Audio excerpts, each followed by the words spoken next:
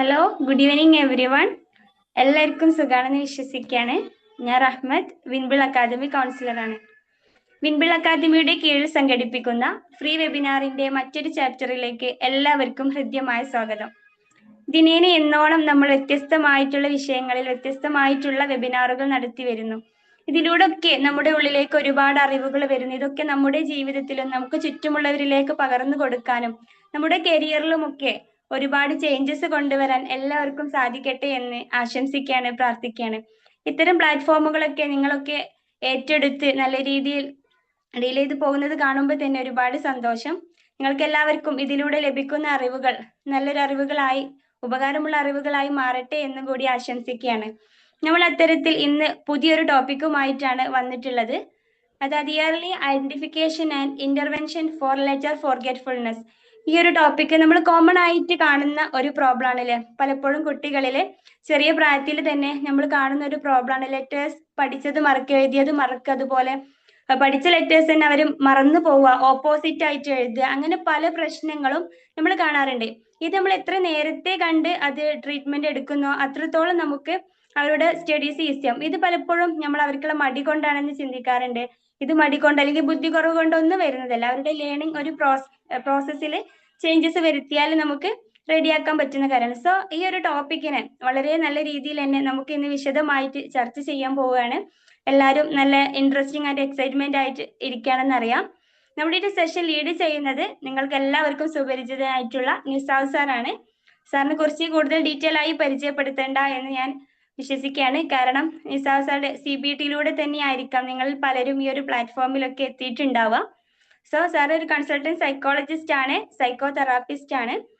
വിൻബിളിൽ തന്നെ ഒട്ടനവധി therapy സെഷനുകളും വർക്ക്ഷോപ്പുകളും sir നടത്തി വരുന്നുണ്ട്. സാറിന്റെ CBTന്റെ 5 days വർക്ക്ഷോപ്പിന്റെ 27th ബാച്ച് ഈ ഒരു മന്തിൽ 22 നമ്മൾ സ്റ്റാർട്ട് ചെയ്യുന്നുണ്ട്. അതുപോലെ schema തെറാപ്പിയുടെ 2nd batch December 19th നമ്മൾ സ്റ്റാർട്ട് ചെയ്യുന്നുണ്ട്. അതുപോലെ അഡ്വാൻസ്ഡ് CBT സാർ നടത്തുന്നുണ്ട്. അത് ജസ്റ്റ് നമ്മൾ കഴിഞ്ഞ വീക്കിൽ അതിന്റെ ക്ലാസ്സസ് സ്റ്റാർട്ട് ചെയ്തിട്ടുണ്ട്. സോ നമ്മുടെ ഈ ഒരു ബ്യൂട്ടിഫുൾ ആയിട്ടുള്ള സെഷന് നമുക്ക് ഇവിടെ തുടക്കം കുറിക്കാം. ആദ്യം തന്നെ നിങ്ങളുടെയൊക്കെ വിലപ്പെട്ട സമയം മാറ്റിവെച്ച് ഈ ഒരു പ്ലാറ്റ്ഫോമിലെത്തി എല്ലാവരെയും നമ്മുടെ ഒരു വെബിനാറിലോട്ട് ഹൃദ്യമായി സ്വാഗതം ചെയ്യാണ്. പറ്റുന്നവരൊക്കെ ഒന്ന്, ബുദ്ധിമുട്ടില്ലാത്തവരൊക്കെ ഒന്ന് വീഡിയോ ഓൺ ചെയ്യുക, സാറുമായിട്ട് പറ്റുന്ന രീതിയിൽ ഇന്ററാക്ട് ചെയ്യാം. സോ അതോടൊപ്പം തന്നെ നമ്മുടെ ഈ ഒരു സെഷൻ മനോഹരമായി ലീഡ് ചെയ്യുന്നതിന് വേണ്ടി നിസാവ് സാറെ വെൽക്കം ചെയ്യുന്നു. Sir please welcome. Thank you so much.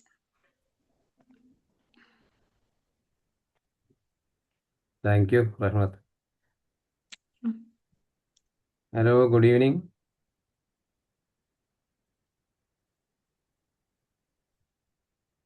Good evening audible sir. അല്ലേ? ഓക്കെ സാർ,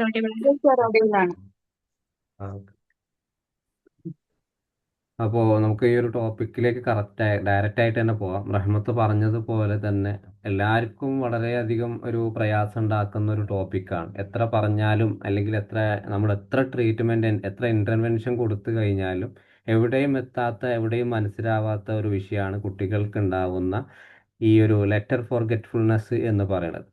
അതായത് ഒരിക്കൽ പഠിച്ചിട്ടുള്ള അക്ഷരങ്ങൾ വീണ്ടും അത് തിരിച്ചറിയാനും അത് ഓർത്തെടുക്കാനുള്ള ഒരു ബുദ്ധിമുട്ട്.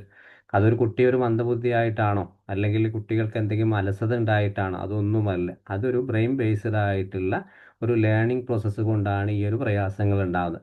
ഇതാണ് ഒരു ലെറ്റർ ഫോർഗെറ്റ്ഫുൾനെസ് എന്ന് പറയുന്നത്.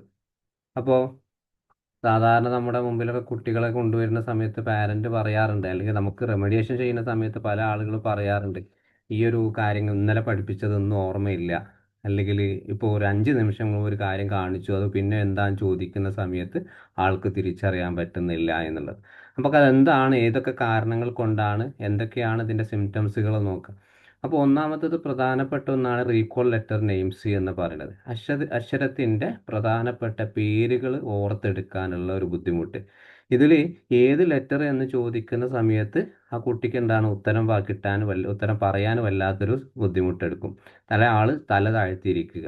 അപ്പോൾ ടീച്ചർ ചോദിക്കുകയാണ് ഇത് ഏതാണ് ലെറ്റർ, പക്ഷെങ്കിൽ കുട്ടി പറയാണ് എനിക്ക് അറിയാം, പക്ഷെങ്കിൽ അത് പറയാൻ കഴിയുന്നില്ല എന്നുള്ളത്. പക്ഷെ ഓർത്തെടുക്കാനുള്ള ചില ബുദ്ധിമുട്ടുകൾ. ഇതേപോലെ എന്താണ്, അത് എന്തുകൊണ്ടാണെന്ന് വെച്ചാൽ വിഷ്വൽ മെമ്മറീസ്, അതായത് കുട്ടിയുടെ റിട്രീവൽ ഡിഫിക്കൽട്ടി എന്ന് പറഞ്ഞിട്ടുള്ള ആ വിഷ്വൽ മെമ്മറിയിൽ ഓർമ്മയിൽ ചില പുറത്തെടുക്കാൻ പറ്റാത്ത ചില ബുദ്ധിമുട്ടുകൾ കുട്ടികൾക്കുള്ളത് കൊണ്ടാണ് ഈ ഒരു റീകോൾ ലെറ്റർ നെയിംസ് എന്ന് പറയുന്നത്. ഈ ഒരു ലെറ്റർ ഓർത്തെടുക്കാനുള്ള ബുദ്ധിമുട്ട് സാധാരണ കുട്ടികൾ കാണുന്നത്. പക്ഷേ ഇതൊരു സ്ലോ ലേണർ ആയിട്ടായിരിക്കും കുട്ടി ആ ഒരു ബുദ്ധിമുട്ടുണ്ടാവുക. കാരണം പെട്ടെന്ന് നമ്മൾ പറയുന്നൊന്നും ആ കുട്ടിക്ക് ക്യാച്ച് ചെയ്യാനോ അതേപോലെ അത് മനസ്സിലാക്കാനോ പറ്റാത്ത ഒരവസ്ഥ. ഇനി അടുത്തതാണ് റീകോൾ ലെറ്റർ സൗണ്ട്സ്. അവിടെ ഈ ഒരു അക്ഷരങ്ങൾ കേട്ടെടുത്തിട്ട് നമ്മളൊരു അക്ഷരം പറഞ്ഞു കൊടുത്തു, പക്ഷെ അത് പിന്നീട് പറയാൻ വല്ലാത്ത ഒരു ബുദ്ധിമുട്ട്. അപ്പോൾ നമ്മൾ ബി എന്ന് പറഞ്ഞ ഒരു അക്ഷരം പറഞ്ഞു കൊടുത്തിട്ടുണ്ടെങ്കിൽ കുട്ടിക്ക് അത് ബ എന്ന് പറയാനോ അതെന്തിനാണ് എന്നുള്ള സംഭവം പോലും ഓർമ്മയില്ല. കുട്ടിക്ക് അത് ഓർമ്മയുണ്ടാവും, പക്ഷെ അത് ഏത് അക്ഷരമാണ് ശബ്ദത്തിലൂടെ നമ്മളോട് പറയാനുള്ള ബുദ്ധിമുട്ട്. കാരണം ഇവിടെ ഈ ഒരു പല കുട്ടികൾക്കും എന്താണ് ചിലപ്പോൾ ബി കാണിച്ചു കൊടുത്താൽ ഡി എന്ന് പറയും, ഡി കാണിച്ചു കൊടുത്താൽ വേറെ ഏതെങ്കിലും അക്ഷരങ്ങൾ പറയും. ഇങ്ങനെ പലതരത്തിലുള്ള ബുദ്ധിമുട്ടും കുട്ടികൾക്ക് ഉണ്ടാവാറുണ്ട്. അപ്പോൾ ഇവിടെ ഈ ഒരു ചില സമയത്ത് ഈ ഒരു സാഹചര്യത്തിൽ ആൽഫാബറ്റിക് സോങ്സ് കുട്ടി ABCD എന്ന് പറഞ്ഞു കഴിഞ്ഞാൽ ആ കുട്ടികൾ പാട്ടൊക്കെ അങ്ങനെ കറക്റ്റായിട്ട് പാടിത്തരും നമുക്ക്. പക്ഷെങ്കിൽ സ്പെസിഫിക് ആയിട്ടുള്ള ഇന്ന അക്ഷരം ഏതാണെന്ന് ചോദിച്ചു കഴിഞ്ഞാൽ അവിടെ കുട്ടിക്ക് ചില ബുദ്ധിമുട്ടുകൾ സാധാരണയായിട്ട് കാണാൻ പറ്റും. ഇതേപോലെ തന്നെയാണ് ഈ ഒരു പിന്നെ റീകോൾ ലെറ്റർ സൗണ്ട് എന്ന് പറയുന്നത്. ഇനി അടുത്തൊന്ന് റെക്കഗ്നൈസ് ലെറ്റർ കൺസിസ്റ്റൻ്റ്ലി. കാരണം ഓരോ അക്ഷരവും തമ്മിലുള്ള ഒരു കണക്ഷൻ ഉണ്ട്. അതായത് ചിലപ്പോൾ ഒരു എ എന്ന് കഴിഞ്ഞാൽ അടുത്തത് ബി ആയിരിക്കും പേര്, അടുത്ത് കഴിഞ്ഞാൽ സി ആയിരിക്കും. പക്ഷേ ഈ ഒരു പാറ്റേണിൽ കുട്ടികൾക്ക് പോകാൻ കഴിയാത്ത ഒരവസ്ഥ. കുട്ടി എ കഴിഞ്ഞാൽ അടുത്തത് ഡി പറയുക, അല്ലെ ഡി കഴിഞ്ഞാൽ ആദ്യം ബി പറയുക. ഇങ്ങനെ പലതരത്തിലുള്ള കൺസിസ്റ്റൻ്റ് ആയിട്ടുള്ള ഒന്നും എന്താണ് എ കാണിച്ചു കൊടുത്താൽ അത് എ ക്യാപിറ്റൽ കുട്ടീനെ എന്ന് പഠിപ്പിച്ചു കൊടുത്തു, അപ്പോൾ നാളെ എന്താണ് സ്മോൾ ലെറ്ററും പഠിപ്പിച്ചു കൊടുത്തു. അപ്പോൾ രണ്ടും കൂടി കൺഫ്യൂഷൻ ആണ് കുട്ടിക്ക് അവിടെ ഈ ഒരു തിരിച്ചറിയാൻ പറ്റാത്തൊരു ബുദ്ധിമുട്ട്. ഏതാണ് ഇത്, രണ്ടും എ തന്നെയാണോ, അല്ലെങ്കിൽ ഇത് എ എങ്ങനെയാണ് ഉച്ചരിക്കുക, അതെങ്ങനെയാണ് എഴുതുക, ഇങ്ങനെ പലതരത്തിലുള്ള ബുദ്ധിമുട്ട് കുട്ടിക്ക് ഒരു ലേണിംഗ്. ഇതൊക്കെ ഡിസ്ലെക്സിയൻ്റെ സ്റ്റാർട്ടിങ് ഒരു സമയത്ത് ഉണ്ടാകുന്നത്. ആ കുട്ടിക്ക് എഴുതാനും വായിക്കാനും ഒക്കെ ബുദ്ധിമുട്ടുണ്ടാകുന്ന ചില കുട്ടി 5 വയസ്സ് മുതൽ 4-5 വയസ്സ് ഏജിൽ തുടങ്ങും കുട്ടികൾക്ക് ഈ ഒരു കൺഫ്യൂഷൻ ആയിട്ടുള്ള കാര്യങ്ങൾ. അപ്പോൾ ഇവിടെ ഈ ഒരു തിരിച്ചറിവില്ലായ്മ കാരണം ചിലപ്പോൾ കുട്ടിക്ക് എഴുതി കൊടുക്കുകയാണെങ്കിൽ നല്ല രീതിയിൽ തിരിച്ചറിയാൻ പറ്റും ആ സ്പോട്ടിൽ. അങ്ങനെ നല്ല കുറച്ചൊരു മണിക്കൂർ കഴിഞ്ഞിട്ട് വീണ്ടും ഏത് അക്ഷരമാണെന്ന് ഒരു ഫ്ലാഷ് കാർഡിൽ ഏതാണ് ചൂണ്ടിക്കാണിക്കാൻ പറഞ്ഞാൽ കുട്ടിക്ക് ചിലപ്പോൾ വേറെ ഏതെങ്കിലും അക്ഷരങ്ങളിലേക്ക് പോകാനുള്ള സാധ്യത കൂടുതലാണ്. ഇതൊക്കെ എന്താണ് അവർക്ക് ഈ ഒരു ലെറ്റർ ഫോർഗെറ്റ്ഫുൾനെസ് എന്ന് പറഞ്ഞിട്ടുള്ള ആ ഒരു ലേണിംഗ് ഡിസോർഡർ ഉള്ളത് കൊണ്ടാണ്. ഇനി അടുത്തൊരു പ്രധാനപ്പെട്ട ഒരു കാര്യമാണ് ഇങ്ങനത്തെയുള്ള കുട്ടികൾ റീറ്റെയിൻ ലെറ്റേഴ്സ് ലേൺഡ് ഏർലിയർ എന്ന് പറയുന്നത്. മുമ്പ് പഠിച്ചിട്ടുള്ള അക്ഷരങ്ങൾക്ക് അവർക്ക് നിലനിർത്താനുള്ള ബുദ്ധിമുട്ട്. നമ്മൾ നേരത്തെ പറഞ്ഞ കാര്യങ്ങൾ തന്നെയാണ്. എന്ത് പഠിപ്പിച്ചു കൊടുത്താൽ അത് ഓർമ്മയിൽ നിൽക്കാത്ത ഒരവസ്ഥ. കാരണം ഒരു പുതിയ ലെറ്റർ പഠിപ്പിച്ചു കൊടുക്കുന്ന സമയത്ത് പഴയത് മറന്നു പോവുകയാണ്. അപ്പോൾ പാരന്റ് നമ്മളോട് പറയും ഇതൊക്കെ പിന്നെ എത്ര പഠിപ്പിച്ചിട്ടുണ്ട് എല്ലാം മറന്നു പോവുകയാണ്. ഇന്നലെ നമ്മൾ കുറേ കാര്യങ്ങൾ ഇപ്പം അടുത്ത് നമ്മുടെ ഒരു റെമഡിയേറ്റർ എന്നോട് ചോദിച്ചിട്ടുണ്ട് ഇതെന്താണ് ചെയ്യുക. കാരണം ഓരോ അക്ഷരങ്ങൾ ദിവസം പഠിപ്പിച്ചു കൊടുത്ത ആൾ പിന്നെ അടുത്ത സെഷനിലേക്ക് വരുന്ന സമയത്ത് ഒന്നും ഓർമ്മയില്ല എന്നുള്ളത്. കാരണം ഇത് പ്രധാനമായിട്ടുള്ള അവരുടെ വർക്കിംഗ് മെമ്മറി, നമ്മുടെ വർക്കിംഗ് മെമ്മറി ആയിട്ട് ഓവർലോഡ് ആകുന്നത് കൊണ്ടാണ്. കാരണം നമ്മൾ ഓരോ ദിവസം അക്ഷരങ്ങളും കാര്യങ്ങളൊക്കെ പഠിപ്പിക്കുന്ന സമയത്ത് ഈ ഈ ഒരു ബ്രെയിനിന് വളരെയധികം ശക്തിയായിട്ടുള്ള പ്രയാസങ്ങൾ ഉണ്ടാകുന്നു.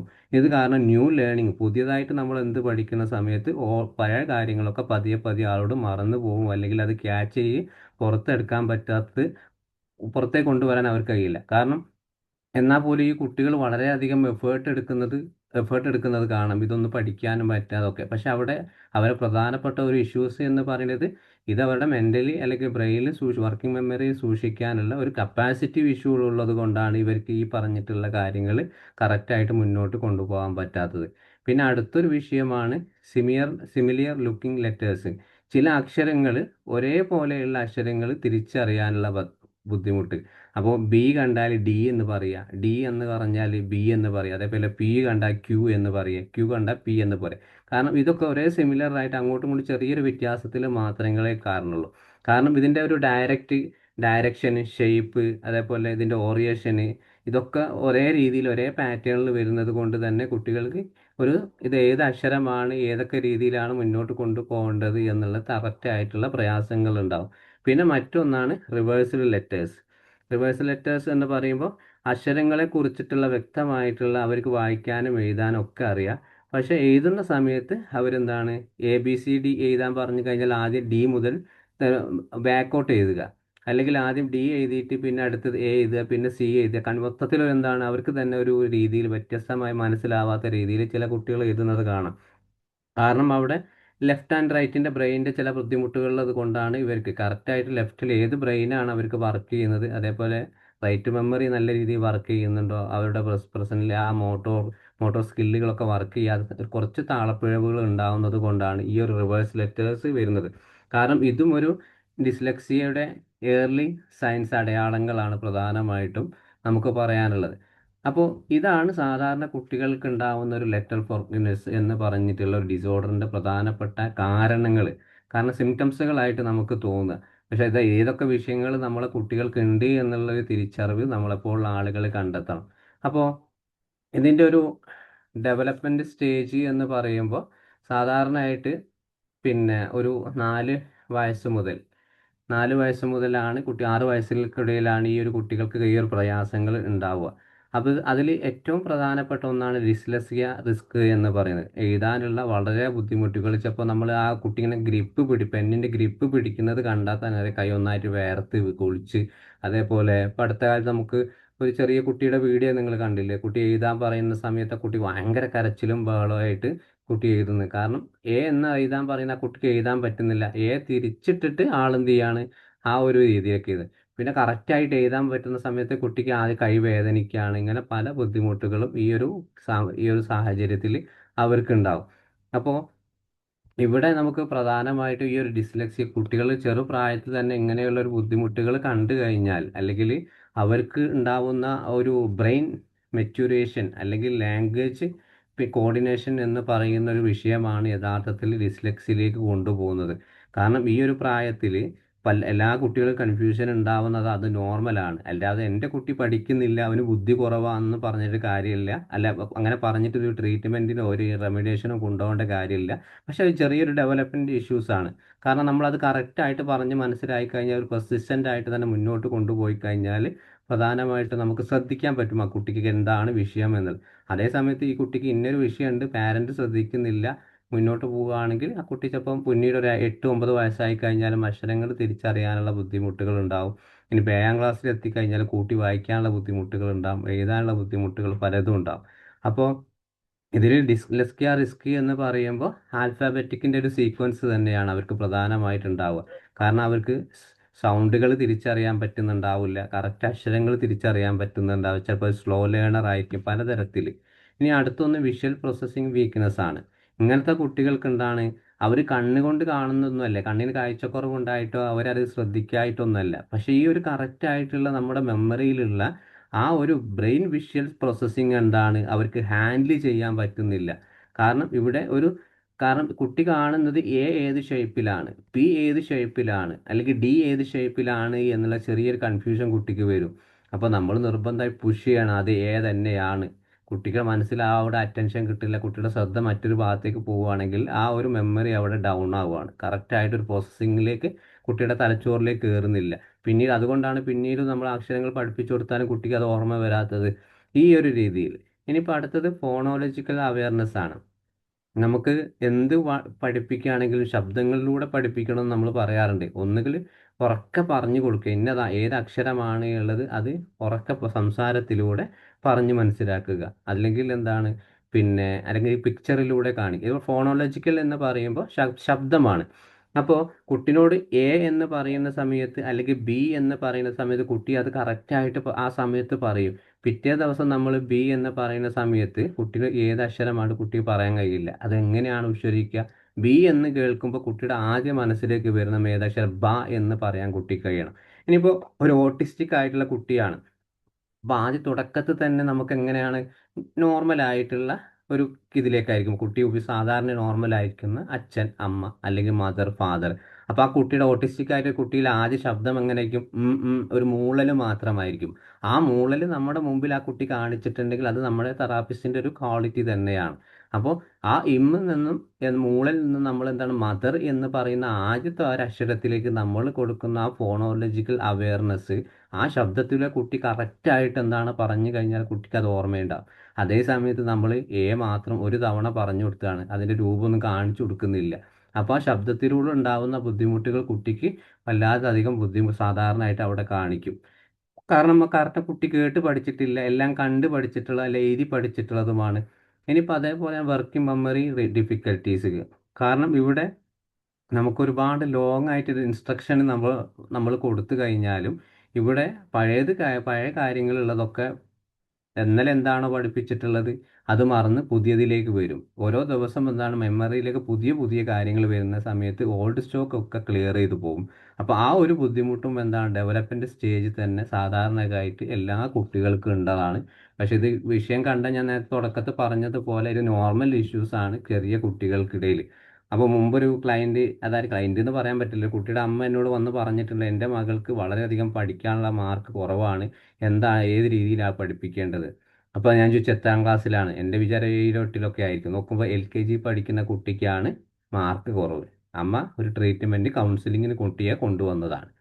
അപ്പോൾ ഇവിടെയൊക്കെ ആരെയാണ് നമ്മൾ ഒരു ചീത്ത പറയേണ്ടത്? അപ്പം ഞാൻ നല്ല രീതിയിൽ ചീത്ത പറഞ്ഞിട്ടാണ്. കാരണം അറ്റ്ലീസ്റ്റ് ഒരു കുട്ടിക്ക് പഠിക്കാനുള്ള കഴിവ് ഇല്ല എന്നൊരു ലേണിംഗ് ഡിസോർഡർ തുടങ്ങുന്നത് തന്നെ ഒരു 7-8 വയസ്സിലാണ്. കറക്റ്റ് സ്പെസിഫിക് ആയിട്ട് നമുക്ക് മനസ്സിലാക്കാൻ പറ്റുക. അതിന് മുമ്പുണ്ടാകുന്ന സംഭവം എല്ലാ കുട്ടികൾക്കും ഉണ്ടാകുന്ന കാര്യങ്ങളാണ്. കാരണം ഒരു 6-7 വയസ്സ് 5 വയസ്സ് വരെ എന്താണ് ടീച്ചേഴ്സ് പഠിപ്പിക്കുന്നത്, എന്താണ് പാരന്റ് പഠിക്കുന്നത്, അവർ കാണാണ്ട് പഠിക്കുകയാണ്. അത് ഇപ്പോൾ അക്ഷരങ്ങൾ തിരിച്ചറിഞ്ഞിട്ടോ ചിലപ്പോൾ അതിൻ്റെ അർത്ഥങ്ങൾ മനസ്സിലാക്കിയിട്ടൊന്നും ആയിരിക്കില്ല. അത് കറക്റ്റായിട്ട് പാരന്റ് നമ്മൾ പറഞ്ഞ് മനസ്സിലാക്കുക തന്നെ വേണം. ഈ ഒരു ഏജ് എന്ന് പറയുന്നത് കൺഫ്യൂഷൻ ആയിട്ടുള്ള ഡെവലപ്മെന്റ് സ്റ്റേജ് ആണ് എന്നുള്ളത്. അപ്പോൾ നമ്മൾ ഈ പറഞ്ഞതുപോലെ തന്നെ ഇയർലി ഐഡന്റിഫിക്കേഷൻ്റെ കോഴ്സ് നമുക്ക് ആദ്യം ഇങ്ങനത്തെ ഒരു പ്രയാസം ഉണ്ട് എന്നുള്ളത് ഒരു LKG UKG ആ ഒരു സമയത്ത് തന്നെ നമുക്ക് തിരിച്ചറിയാൻ പറ്റും കുട്ടികൾക്ക് ഇങ്ങനെ പ്രശ്നം ഉണ്ട് എന്നുള്ളത്.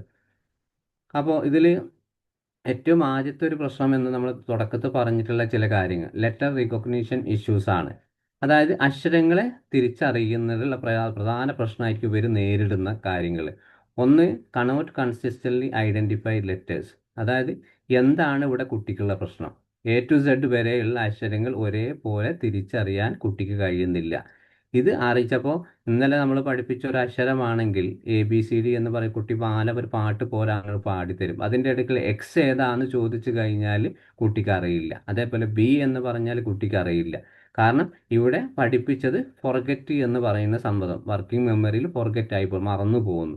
അവിടെ മറന്നു പോകുന്നത് കൊണ്ട് ആ ഒരു കൺഫ്യൂഷൻ ആയിട്ട് സിമിലിയർ ആയിട്ടുള്ള ലെറ്റർ തന്നെ ഒരു സിമ്പിളായിട്ട് ABCD എന്ന് പറയുന്ന 4 അക്ഷരം എല്ലാ കുട്ടിക്കും അറിയാം. പക്ഷെ അതുപോലെ സിമിലിയർ ആയിട്ടുള്ള കാര്യങ്ങൾ പോലും കുട്ടി മറന്നു പോകുന്നു. അതെന്തുകൊണ്ടാണെന്ന് ചോദിച്ചാൽ നമ്മൾ പഠിപ്പിക്കുന്ന ശൈലിയുടെ പ്രശ്നമാണ്.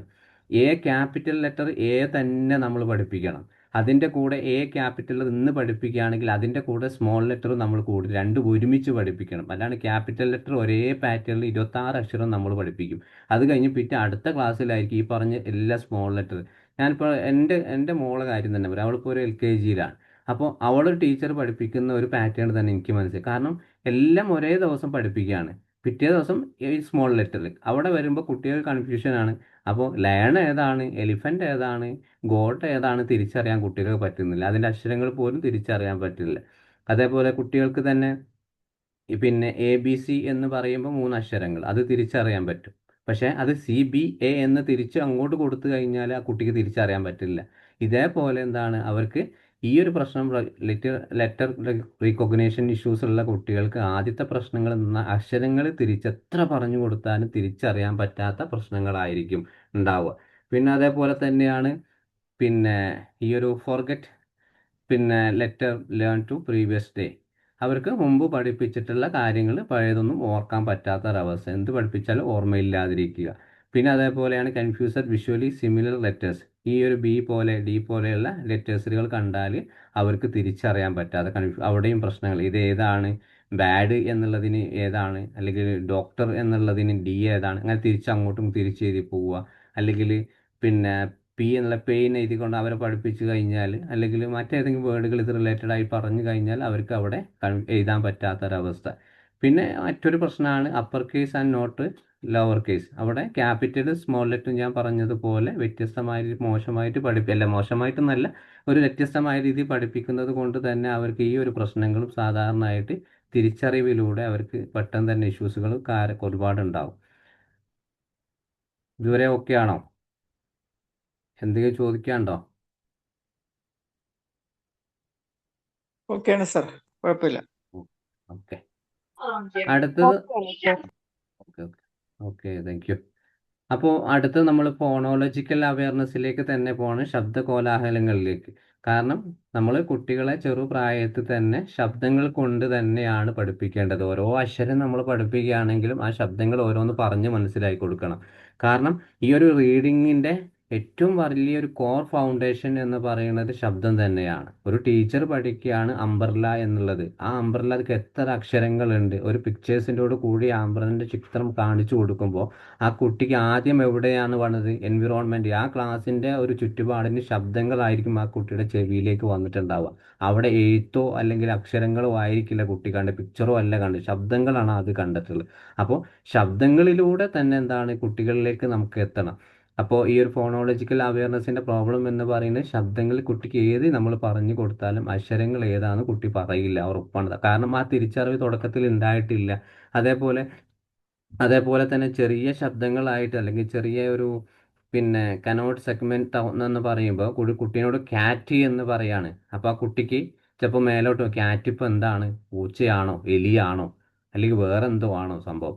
അപ്പോൾ കുട്ടിക്ക് CAT എന്ന് പറയുമ്പോൾ ചിലപ്പോൾ കറക്റ്റായിട്ട് ഓർമ്മയുണ്ടാവും ആ ഒരു സ്പെസിഫിക്കിൽ. അല്ലെങ്കിൽ നമ്മൾ കറക്റ്റായിട്ട് പറയാണ് ആദ്യം പറയും CAT, അത് എഴുതാൻ പറഞ്ഞാൽ കുട്ടീനെ പറയും അതെങ്ങനെയാണ് കൂട്ടി വായിക്കുക. കുട്ടിക്ക് മുമ്പ് നമ്മൾ പലതവണ പറഞ്ഞോട്ട് കുട്ടിക്ക് ക്യാറ്റിലേക്ക് വരില്ല. ഇതേപോലെ കുട്ടിക്ക് ആ ശബ്ദങ്ങൾ പുറത്തേക്ക് വരുന്നില്ല. അത് മുമ്പ് പഠിപ്പിച്ചതിൻ്റെ ശൈലി അല്ലെങ്കിൽ മനസ്സിലാക്കിയതിൻ്റെ വ്യത്യസ്തമായിട്ടുള്ള ഒരു ശൈലി ആയിരിക്കാം. പിന്നെ അതേപോലെ എന്താണ്, ഏതെങ്കിലും ഒരു അക്ഷരം പറഞ്ഞു കൊടുത്താൽ പല വേറെ, കാരണം B എന്ന് പറഞ്ഞു കഴിഞ്ഞാൽ C എന്ന് പറയും. അപ്പോൾ ഇവിടെ ഒരു ട്രീ എന്ന് പറഞ്ഞാൽ ഒരു മരത്തിന്റെ ചിത്രം കാണിച്ചു കൊടുത്തു. ഇതിനെക്കുറിച്ച് എന്താണ് കുട്ടിയുടെ എന്താണ് ഇംഗ്ലീഷ് പറയാന്ന് ചോദിച്ചാൽ ആ കുട്ടി പറയാണ് കറക്റ്റ് വേറെ എന്തെങ്കിലും പേര് പറയും. ചില കുട്ടികൾ പറയും ട്രീ തന്നെ പറയും. പക്ഷെ അതിൽ ഏതൊക്കെ അക്ഷരങ്ങൾ ഉണ്ടെങ്കിൽ DHORU എന്നൊക്കെ പറഞ്ഞ് പല അക്ഷരങ്ങളിലേക്ക് കുട്ടി ആവശ്യമില്ലാത്തത് കയറ്റിക്കൊണ്ടുവരും. ഇതേപോലെ എന്താണ്, ഇതൊക്കെ എവിടെ നിന്ന് തുടങ്ങുന്നതാണ്, പഠനത്തിന്റെ തുടക്കത്തിൽ കുട്ടിക്ക് ആ ലേണിംഗ് മെമ്മറിയിലേക്കുള്ള പ്രോസസ്സിങ്ങിന്റെ പ്രശ്നങ്ങൾ കൊണ്ട് തന്നെയാണ്. ഇവിടെ നമുക്ക് ഒരു കുട്ടിയെയോ അല്ലെങ്കിൽ ടീച്ചേഴ്സിനോടൊന്നും കുറ്റം പറയാൻ പറ്റില്ല. കാരണം ടീച്ചർ അങ്ങനെ പഠിപ്പിച്ചത് കൊണ്ടാണ് അങ്ങനെ. പക്ഷെ നമ്മൾ തുടക്കത്തിൽ പറഞ്ഞതുപോലെ ലേണിംഗ് ഈ ഒരു പ്രോസസ്സിങ്ങിൻ്റെ വളരെയധികം സ്ലോ ലേണർ ആയിട്ടുള്ള കുട്ടികൾക്ക് ഇങ്ങനത്തെ പ്രയാസങ്ങൾ കൂടുതലായിട്ട് ഉണ്ടാവും. അത് കണ്ടെത്തുക എന്നുള്ളതാണ് നമ്മുടെ പ്രധാനപ്പെട്ട ഒരു ലക്ഷ്യം എന്നുള്ളത്. പിന്നെ അടുത്തൊരു വിഷ്വൽ സ്പാറ്റൽ ഇഷ്യൂസ് ആണ്. പിന്നെ പ്രധാനമായിട്ടും നമ്മൾ കാഴ്ചകൾ കൊണ്ടുള്ള ഒരു ഈ കാര്യങ്ങൾ പഠിപ്പിച്ചു കൊടുക്കുക എന്നുള്ളത്. അപ്പോൾ ഇവിടെ നമ്മൾ കാണിച്ചു കൊടുക്കുന്ന സമയത്ത് ഒരു ലെറ്റേഴ്സ് നമ്മൾ പഠിപ്പിക്കുമ്പോൾ അവർക്ക് ചിലപ്പോൾ കറക്റ്റായിട്ട് നേരത്തെ ക്യാറ്റ് എന്ന് പറഞ്ഞതുപോലെ ലെറ്റേഴ്സ് ഒരു വേർഡ് പഠിപ്പിച്ചു കൊടുത്താൽ അവർ ചിലപ്പോൾ തിരിച്ച് വേറെ ഏതെങ്കിലും സിക്ക് പകരം K ഉപയോഗിക്കും. കാരണം അവിടെ കറക്റ്റായിട്ട് നമ്മൾ പഠിപ്പിച്ചു കൊടുക്കാത്തത് കൊണ്ട് എന്താണ് നമ്മൾ ഈ ഒരു വേർഡുമായിട്ട് ഉദ്ദേശിക്കുന്നത്, എത്ര അക്ഷരങ്ങളുണ്ട്, അതിലേതാണ് ക്യാപിറ്റൽ, എവിടെയാണ് സ്പേസ് ഇടേണ്ടത്, വ്യക്തമായിട്ട് നമ്മൾ പറഞ്ഞു കൊടുക്കാത്തത് കൊണ്ട് കുട്ടി എന്ത് ചെയ്യും, ഒരു കാറ്റ് എന്ന് പറയുമ്പോൾ CAT വളരെ സ്പേസ് ഒക്കെ ഇട്ട് അങ്ങ് നീളത്തിൽ എഴുതും. പക്ഷെ അത് വായിക്കാൻ പറയുന്ന സമയത്ത് പ്രശ്നങ്ങൾ ഉണ്ടാവില്ല, പ്രശ്നങ്ങളായിരിക്കും. കാരണം ഇത് എന്താണ് കുട്ടിക്ക് തിരിച്ചറിയില്ല. അപ്പോൾ പറഞ്ഞു വരുന്നത് എന്താണ് നമുക്ക് കുട്ടികൾക്ക് പഠിപ്പിച്ചു കൊടുക്കുന്നത്, അതിൻ്റെ പിക്ചർ അടക്കം നമ്മൾ കാണിച്ചു കൊടുക്കുക എന്നുള്ളതാണ്. ക്യാറ്റ് എന്ന് പറയുമ്പോൾ ഒരു പൂച്ചയുടെ ചിത്രം കാണിച്ചു കൊടുക്കുക. ഇനിയിപ്പോൾ മദർ എന്ന് പറയുമ്പോൾ ഒരു അമ്മയുടെ ചിത്രം കാണിച്ചു കൊടുക്കുക. ഇനി ട്രീൻ്റെ ചിത്രങ്ങളൊക്കെ അവർ കാണിച്ചു കൊടുക്കുക. അങ്ങനെയാകുമ്പോൾ ഈ ഒരു പ്രയാസങ്ങളും ബുദ്ധിമുട്ടുകളും സാധാരണ കുട്ടികൾക്ക് ഈ വിഷ്വൽ സ്പേസുമായിട്ട് ബന്ധപ്പെട്ടുള്ള കാര്യങ്ങൾ മെമ്മറിയിൽ അധികം വരാനുള്ള സാധ്യത കുറവാണ്. പിന്നെ ഇതിൽ തന്നെ ഏറ്റവും വലിയൊരു മെമ്മറി ഇൻഡിക്കേറ്റേഴ്സ് വരുന്നുണ്ട്. ഇവിടെയാണ് പ്രധാനമായിട്ട് കുട്ടികൾക്ക് നമ്മളെപ്പോലുള്ള സൈക്കോളജിസ്റ്റ് കൺസൾട്ടൻ്റ് ആളുകൾ ഡെവലപ്മെൻറ്റ് ഇഷ്യൂസിലേക്ക് ഒന്ന് പോകേണ്ടത്. കാരണം കുട്ടിക്ക് പ്രധാനമായിട്ട് ഈ ഒരു ജനിക്കുന്ന സമയത്ത് എന്തെങ്കിലും ഇഷ്യൂസ് ഉണ്ടായിരുന്നോ, കുട്ടി കറക്റ്റ് സമയത്ത് തന്നെയാണോ സംസാരിച്ച് തുടങ്ങിയത്, കറക്റ്റ് സമയത്ത് തന്നെയാണോ നടന്നു തുടങ്ങിയിട്ട്, ഇതിൻ്റെ എല്ലാ കാര്യം നമ്മളൊന്ന് അറിയണം. കാരണം ഇത് കുറച്ച് ഡിലേ ആയിട്ടുള്ള കുട്ടികൾക്ക് സ്വന്തം എന്താണ് കുട്ടി ഒരു 6 വയസ്സായി കഴിഞ്ഞാലും കളേഴ്സുകൾ, നിറങ്ങളെ പോലും തിരിച്ചറിയാനുള്ള കഴിവ് കുട്ടികൾക്ക് ഉണ്ടാവില്ല. ചില കുട്ടികൾ ചിലപ്പോൾ നമ്മൾ പറഞ്ഞു കൊടുക്കാതെ തന്നെ അവർ പല വീഡിയോയിലും മറ്റേ കണ്ടതൊക്കെ കൊണ്ടുവന്ന് അവർക്ക് ഓരോ കളർ എടുത്ത് പറയുന്നതായിട്ട് കേൾക്കാം. പക്ഷെ മറ്റുള്ള ഈ ഒരു ഡിലേ ഉള്ള കുട്ടികൾക്ക് എന്ത് ചെയ്യും, ഈ ഒരു പ്രശ്നം ഉള്ളത് കൊണ്ട് തന്നെ അവർക്ക് ദിവസങ്ങളോ അല്ലെങ്കിൽ ഞാൻ ക്ലാസ് പോകുന്നത് എന്തിനാണെന്നോ, ചിലപ്പോൾ ആള് ദിവസം സ്കൂളിൽ പോകുന്നുണ്ടാവും, പിന്നെ ഈ ഒരു LKG ഞാൻ ബാഗൊക്കെ കൂട്ടി പോകുന്നു, അവിടെ നിന്നൊക്കെ എന്തോ കാണാണ്ട് പഠിച്ചു, പക്ഷെ അത് എന്തിനാണ് എന്നുള്ള ഒരു തിരിച്ചറിവ് ആ കുട്ടിക്ക് ഉണ്ടാവില്ല. കാരണം ഇവിടെ ഒരു പാരന്റ് മൈൻഡ് സെറ്റ് കൂടിയുണ്ട്. എൻ്റെ കുട്ടി നല്ലോണം പഠിപ്പിക്കണം എന്ന് പറഞ്ഞാൽ കുട്ടി വീട്ടിൽ വന്നു കഴിഞ്ഞാൽ ആ ബുക്ക് നേരത്തെ അങ്ങോട്ട് പഠിപ്പിച്ചു കൊടുക്കും. കുട്ടി അതേപോലെ ഒന്ന് കാണാണ്ട് പഠിക്കുകയും ചെയ്യും. പക്ഷെ ഒരു അവസരങ്ങൾ വരുന്ന സമയത്ത് ഇന്ന അക്ഷരം ഏതാണ് എന്ന് ചൂണ്ടിക്കാണിച്ചു കൊടുത്താൽ കുട്ടിക്ക് ആ തിരിച്ചറിവ് അവിടെ ഇല്ലാത്തത് കൊണ്ട്. കാരണം ഇവിടെ മറ്റൊരു പ്രശ്നം കൂടിയുണ്ട്, മെമ്മറി ഇൻഡിക്കേറ്ററിൽ ഹോർമോൺ ഇഷ്യൂസുകളുണ്ട്. സാധാരണ ചെറുപ്രായത്തിൽ തന്നെ ഈ ഒരു തൈറോയിഡിൻ്റെ ഇഷ്യൂസൊക്കെ ഉള്ള കുട്ടികൾക്ക് ഓർമ്മക്കുറവ്, അല്ലെങ്കിൽ പഠിക്കാൻ പറ്റാത്ത ചില ബുദ്ധിമുട്ടുകൾ ഉണ്ടാവും, അല്ലെങ്കിൽ അറ്റൻഷൻ്റെ പ്രശ്നങ്ങൾ ഉണ്ടാവും, അല്ലെങ്കിൽ ഒരു പാഠം പഠിച്ചാൽ ഫോളോ അപ്പ് ചെയ്യാൻ പറ്റാത്ത പ്രശ്നങ്ങൾ ഉണ്ടാവും, പലതരത്തിലുള്ള ഹോർമോൺ ഇഷ്യൂസുകൾ ഉണ്ടാവും. പിന്നെ അതിൽ തൈറോയിഡിൻ്റെ ആവശ്യം, ഇനിയിപ്പോൾ കോർട്ടിസോൾ എന്ന് പറഞ്ഞിട്ടുള്ള മറ്റൊരു ഹോർമോൺ എന്താണ്, കുട്ടിക്ക് നമ്മൾ പാരൻ്റ് കൊടുക്കുന്ന ഓവർ സ്ട്രെസ് മൂലം എന്താണ് ഈ പറഞ്ഞിട്ടുള്ള എല്ലാ പ്രയാസങ്ങളും ഉണ്ടാവും. പിന്നെ ഈ ഒരു പ്രൊപ്പർട്ടി പീരിയഡ് റിലേറ്റഡ് ആയിട്ടുള്ള ആ ഒരു 13-14 വയസ്സ് ആ സമയത്ത് പെൺകുട്ടികൾക്ക് ഉണ്ടാവുന്ന വളരെ മെൻ്റൽ ഇഷ്യൂസുകൾ കാര്യങ്ങളും, അതൊക്കെ നമ്മൾ കറക്റ്റായിട്ട് എന്താണ് നോക്കിയിട്ടില്ലെങ്കിൽ ഈ പറഞ്ഞിട്ടുള്ള മെമ്മറി ആയിട്ട് റിലേറ്റഡ് ആയിട്ടുള്ള ഒരുപാട് പ്രശ്നങ്ങളും ചെറുപ്പത്തിൽ അങ്ങനെ കടന്നു പോയാൽ പോലും ഈ ഒരു സ്റ്റേജിൽ എത്തുന്ന സമയത്ത് ആൾക്ക് പഠനത്തിൽ വളരെയധികം ബാക്കപ്പ് ആവും. അപ്പോൾ നമ്മൾ വിചാരിക്കും എന്താണ്, കുട്ടി വളരെയധികം മൊബൈലിൽ കളിക്കുകയാണ്, മൊബൈൽ അഡിക്ഷൻ ആണ്, സോഷ്യൽ മീഡിയയിലാണ്, പഠനത്തിൽ വളരെ ബാക്കപ്പാണ്, ക്ലാസ്സിലൊന്നും ശ്രദ്ധിക്കുന്നില്ല. ഇതൊക്കെ ചിലപ്പോൾ ഒരു ഡെവലപ്മെൻറ്റ് സാധ്യതകൾ മാത്രമാണ് ഒരു പഠനത്തിലേക്ക് കുറവുണ്ടത് എന്ന് കൂടി നമ്മൾ മനസ്സിലാക്കേണ്ടതുണ്ട്. ഇനി നമുക്കിതിൽ അസസ്മെന്റ് ഏതൊക്കെ രീതിയിലാണ് ഇങ്ങനത്തെ കുട്ടികൾക്ക് നടത്താം എന്നുള്ളതാണ്. ഒന്ന്, ലെറ്റർ കൊഗ്നീഷൻ ചെക്ക് ലിസ്റ്റ് തന്നെയാണ് പ്രധാനമായിട്ട് നമുക്ക് നടത്തേണ്ടത്. അതായത് ലേണിംഗ് ഡിഫിക്കൽട്ടി തിരിച്ചറിയാനുള്ള ഒരു ചെക്ക് ലിസ്റ്റാണ് ഇതിൽ. അപ്പോൾ ഇതിൽ എന്തൊക്കെയാണ് പ്രധാനമായിട്ട് പറഞ്ഞിട്ടുള്ളത്, കുട്ടി അക്ഷരങ്ങൾ തിരിച്ചറിയുന്നുണ്ടോ എന്നുള്ളത് തന്നെയാണ്. മലയാളത്തിലാണെങ്കിലും ഇംഗ്ലീഷിലാണെങ്കിലും A to Z വരെയുള്ള അക്ഷരങ്ങൾ നമ്മൾ കുട്ടിക്ക് കാണിച്ചു കൊടുക്കും. അതിൽ ഏതൊക്കെയാണ് തിരിച്ചറിയുന്നത്, ഏതൊക്കെ തിരിച്ചറിയാൻ പറ്റും. ഇനിയിപ്പോൾ കുട്ടി തിരിച്ചറിയുന്നുണ്ട് എന്നാൽ അപ്പോൾ അടുത്ത ഇതിലേക്ക് തന്നെ കുട്ടി എഴുതുന്നുണ്ടോ എന്ന്, അതേപോലെ അപ്പോൾ എഴുതി കഴിഞ്ഞാൽ കുട്ടിക്ക് ക്യാപിറ്റൽ ലെറ്റർ അതേപോലെ സ്മോൾ ലെറ്ററും കറക്റ്റായിട്ട് എഴുതുന്നുണ്ടോ, അതേപോലെ ഒരു അക്ഷരം കാണിച്ചു കൊടുത്താൽ അപ്പോൾ എന്നൊരു അക്ഷരം അതിൽ നിന്ന് എടുത്തു, അതിൽ നിന്നൊരു വേർഡ് ഉണ്ടാക്കാൻ പറഞ്ഞു, അല്ലെങ്കിൽ നമ്മൾ വേർഡ് ഉണ്ടാക്കി കൊടുത്തു സിമ്പിൾ ആയിട്ടുള്ള, അപ്പോൾ ആ സിമ്പിൾ ആയിട്ടുള്ള കാര്യം കുട്ടിക്ക് വായിക്കാൻ പറ്റുന്നുണ്ടോ എന്നുള്ളതും നമുക്ക് ഇതുമൂലം ചെക്ക് ലിസ്റ്റ് നമുക്ക് കുട്ടിക്ക് ഏതൊക്കെ ഭാഗത്താണ് ഈ ഒരു അക്ഷരങ്ങളുമായിട്ട് ബുദ്ധിമുട്ടുള്ളത് എന്ന് തിരിച്ചറിയാൻ പറ്റും. കാരണം ഇതിൽ ചിലപ്പോൾ കുട്ടിക്ക് തന്നെ ഒരു ക്യാപിറ്റൽ ലെറ്റർ അല്ലെങ്കിൽ സിമിലർ ആയിട്ടുള്ള ലെറ്റർ, ഈ ഒരു ABC ആദ്യത്തെ 5-6 അക്ഷരം എല്ലാ കുട്ടിക്കും ചെറിയ പ്രായത്തെ കുട്ടിയൊക്കെ അറിയാം. പക്ഷെ സെൻറ്റർ കഴിഞ്ഞ് കഴിഞ്ഞാൽ അത് ഒരു സിമിലർ അല്ല. ഒരു പിന്നെ HIJ ഒന്ന് കഴിഞ്ഞ് കഴിഞ്ഞാൽ കുട്ടിക്ക് ഒരു ഭയങ്കര ബുദ്ധിമുട്ട്, അത് ഓർത്തെടുക്കാനുള്ള ബുദ്ധിമുട്ടുകൾ ഉണ്ടാവും. അത് റിലേറ്റഡ് ആയിട്ട് എന്തെങ്കിലുമൊക്കെ ബുദ്ധിമുട്ടുണ്ടോ എന്നുള്ളതിൻ്റെ ഒരു ചെക്ക് ലിസ്റ്റാണ് ഈ LRC എന്ന് പറയുന്നത്. ഇനി അടുത്തത് ഫോണോളജിക്കൽ അവയർനെസ് ടെസ്റ്റുകളാണ്. അതായത് ശബ്ദങ്ങൾ പരിശോധിക്കുന്ന ഒരു രീതിയിലുള്ളത്. കാരണം ഒരു ശബ്ദം എന്ന് പറഞ്ഞു കഴിഞ്ഞാൽ നമ്മളൊരു കുട്ടീനോട് പി എന്ന ഒരു അക്ഷരം കഴിഞ്ഞ് പറഞ്ഞ് ഉറക്കനെ പറയും. അപ്പോൾ ആ കുട്ടി അതുപോലെ പി എന്ന് പറയും, നമ്മൾ തിരിച്ചും പറയണം. എന്നിട്ട് ആ പീൻ്റെ അതേ കൂടെ കുട്ടീനെ കൊണ്ട് എഴുതി ഏതാണ് പി എന്നുള്ളത്. ആദ്യം നമുക്ക് ഏകദേശം കുട്ടീൻ്റെ ആ ഒരു ലെവൽ നോക്കുന്ന സമയത്ത് IQ ടെസ്റ്റ് ഒക്കെ നോക്കി കുട്ടിക്ക് വായിക്കാനും എഴുതാനൊക്കെ അറിയാം. പക്ഷേ പിന്നെ എവിടെയാണ് ഇഷ്യൂ നമുക്ക് തിരിച്ചറിയണമല്ലോ. ഇനിയിപ്പോൾ അക്ഷരങ്ങൾ തിരിച്ചറിഞ്ഞിട്ടും ഇനിയിപ്പോൾ അതെന്താണ് മനസ്സിലാവാത്ത പ്രശ്നമാണെന്ന് അറിയാൻ വേണ്ടി ഫോണോളജിക്കൽ അവയർനെസ് ടെസ്റ്റിലേക്ക് പോവാം. ഇപ്പോൾ ഒരക്ഷരം നമ്മൾ പറഞ്ഞു കൊടുക്കുന്നു, അത് കുട്ടീനോട് ഒരു പേപ്പറിൽ എഴുതാൻ പറയുന്നു. അതൊക്കെയാണ് കുട്ടി അവിടെയും ഓക്കെ ആണ് എന്ന് പറയാം. പിന്നെ അതേപോലെ ചില ശബ്ദങ്ങൾ, ഇത് നമ്മൾ ഈ ഒരു ഫോണോളജിക്കൽ ശബ്ദം തന്നെയാണ്, ഒരു അക്ഷരം പറഞ്ഞ് അതേപോലെ ഉച്ചരിക്കാൻ കുട്ടി കഴിയുന്നുണ്ടോ.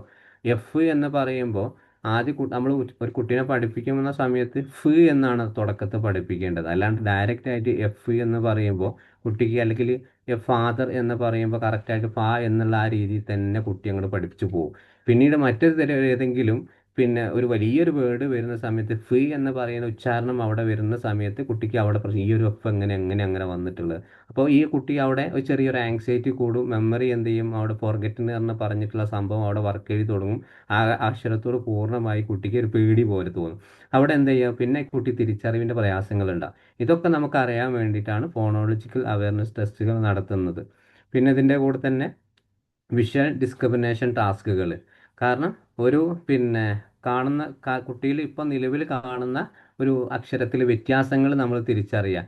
കുട്ടിക്ക് ബി കാണുമ്പോൾ ഡി ആയിട്ട് തോന്നുന്നുണ്ടോ, അല്ലെങ്കിൽ പി കാണുമ്പോൾ ക്യൂ ആയിട്ട് തോന്നുന്നുണ്ടോ, അങ്ങനെ എന്തെങ്കിലും ബുദ്ധിമുട്ടുകൾ കുട്ടിക്ക് ഒരേ പാറ്റേണിൽ വരുന്ന അക്ഷരങ്ങൾക്ക് കുട്ടി വ്യത്യസ്തമായിട്ടുള്ള രീതിയിൽ എന്തെങ്കിലും തരത്തിൽ കാണുന്നുണ്ടോ എന്നുള്ളതിൻ്റെ ഒരു ചെറിയൊരു ചെക്ക് ലിസ്റ്റാണ് വിഷ്വൽ ഡിസ്ക്രിമിനേഷൻ ടാസ്ക് എന്ന് പറയുന്നത്. പിന്നെ അടുത്തത് റൈറ്റിംഗ് സാമ്പിൾസ് ആണ്. അവിടെ നമ്മൾ കൊടുക്കുന്ന കുട്ടി എഴുതുന്നതിൻ്റെ സൈസ് അല്ലെങ്കിൽ സ്പേസിങ്, കുട്ടി ഏതൊക്കെ രീതിയിലാണ് ചെറിയൊരു എ ക്യാപിറ്റൽ എഴുതാൻ പറഞ്ഞാൽ സ്മോൾ ലെറ്ററിലാണ് എഴുതുന്നത്, അത് സ്പേസ് വിട്ടിട്ടാണോ എഴുതുന്നത്, പിന്നെ അതേപോലെ വെട്ടിയിട്ട് വീണ്ടും തിരുത്തിയിട്ട് പിന്നെ ഇങ്ങനെ കുട്ടിക്ക് വെച്ച് എന്തെങ്കിലും ഒരു ആങ്സൈറ്റി ലെവൽ പോലെ OCD പോലെ കാര്യങ്ങളൊക്കെ ഉണ്ടെങ്കിൽ ആ സമയത്ത് കുട്ടി എഴുതിയത് തന്നെ വീണ്ടും വീണ്ടും റിപ്പീറ്റഡ് എഴുതും. അതൊക്കെ തിരിച്ചറിയാൻ വേണ്ടിയിട്ടാണ് കുട്ടിക്ക് ആദ്യത്തെ വിഷയം വന്ന് ആ ഒരു റെമഡിയേഷൻ എടുക്കുന്ന സമയത്ത് തന്നെ കുറച്ച് കാര്യങ്ങൾ സാമ്പിൾ ആയിട്ട് ഒരു വൈറ്റ് പേപ്പറിൽ കുട്ടികളെ കൊണ്ട് എഴുതിപ്പിക്കുക. അതിൽ നമുക്ക് കണ്ടെത്താൻ കഴിയണം കുട്ടിക്ക് യഥാർത്ഥ ഇഷ്യൂസ് എന്താണ് എന്നുള്ളത്. അപ്പോൾ ഇതാണ് സിമ്പിളായിട്ട് നമുക്ക് നോർമൽ സ്റ്റേജിലൊക്കെ അസസ്മെൻറ്റിങ്ങും സ്ക്രീനിങ് ടൂൾസുകൾ. ഇതിൻ്റെ കൂടെ IQ ടെസ്റ്റുകൾ നടത്തണം, അതേപോലെ ഡെവലപ്മെൻറ്റ് സ്റ്റേജുകൾ ടെസ്റ്റുകൾ നടത്തണം, പിന്നെ അതേപോലെ CBS ബിഹേവിയർ ഇഷ്യൂസ് ഉള്ള കുട്ടികൾക്കാണെങ്കിൽ അത് നടത്തണം. ഒരുപാട് ടെസ്റ്റുകളുണ്ട്, ടൂൾസുകളുണ്ട്. പക്ഷെ സ്പെസിഫിക് ആയിട്ട് ഇങ്ങനത്തെ ഒരു ബുദ്ധിമുട്ടുള്ളത് ഇത് മാത്രം ചെയ്താൽ മതി എന്ന് മാത്രം. ഇനി ഇതിൽ തന്നെ പല നമ്മൾ ഈ പറഞ്ഞത് തന്നെ പ്രധാനപ്പെട്ട ഒരു കാരണങ്ങൾ തന്നെയാണ് ഈ ഒരു മറന്നു പോവാനുള്ള കാരണങ്ങൾ.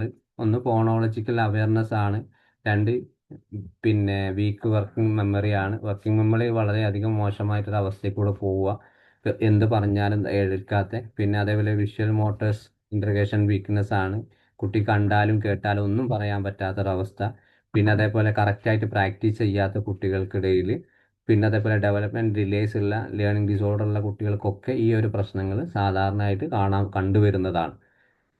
ഇനി നമുക്ക് ഒരു ഇൻ്റർവെൻഷനിലേക്ക് ഏത് രീതിയിലേക്കാണ് നമുക്ക് ഇങ്ങനത്തെ കുട്ടികൾ താൽക്കാലികമായിട്ട് നമുക്ക് എന്തൊക്കെയാണ് ചെയ്തു കൊടുക്കാൻ പറ്റുക.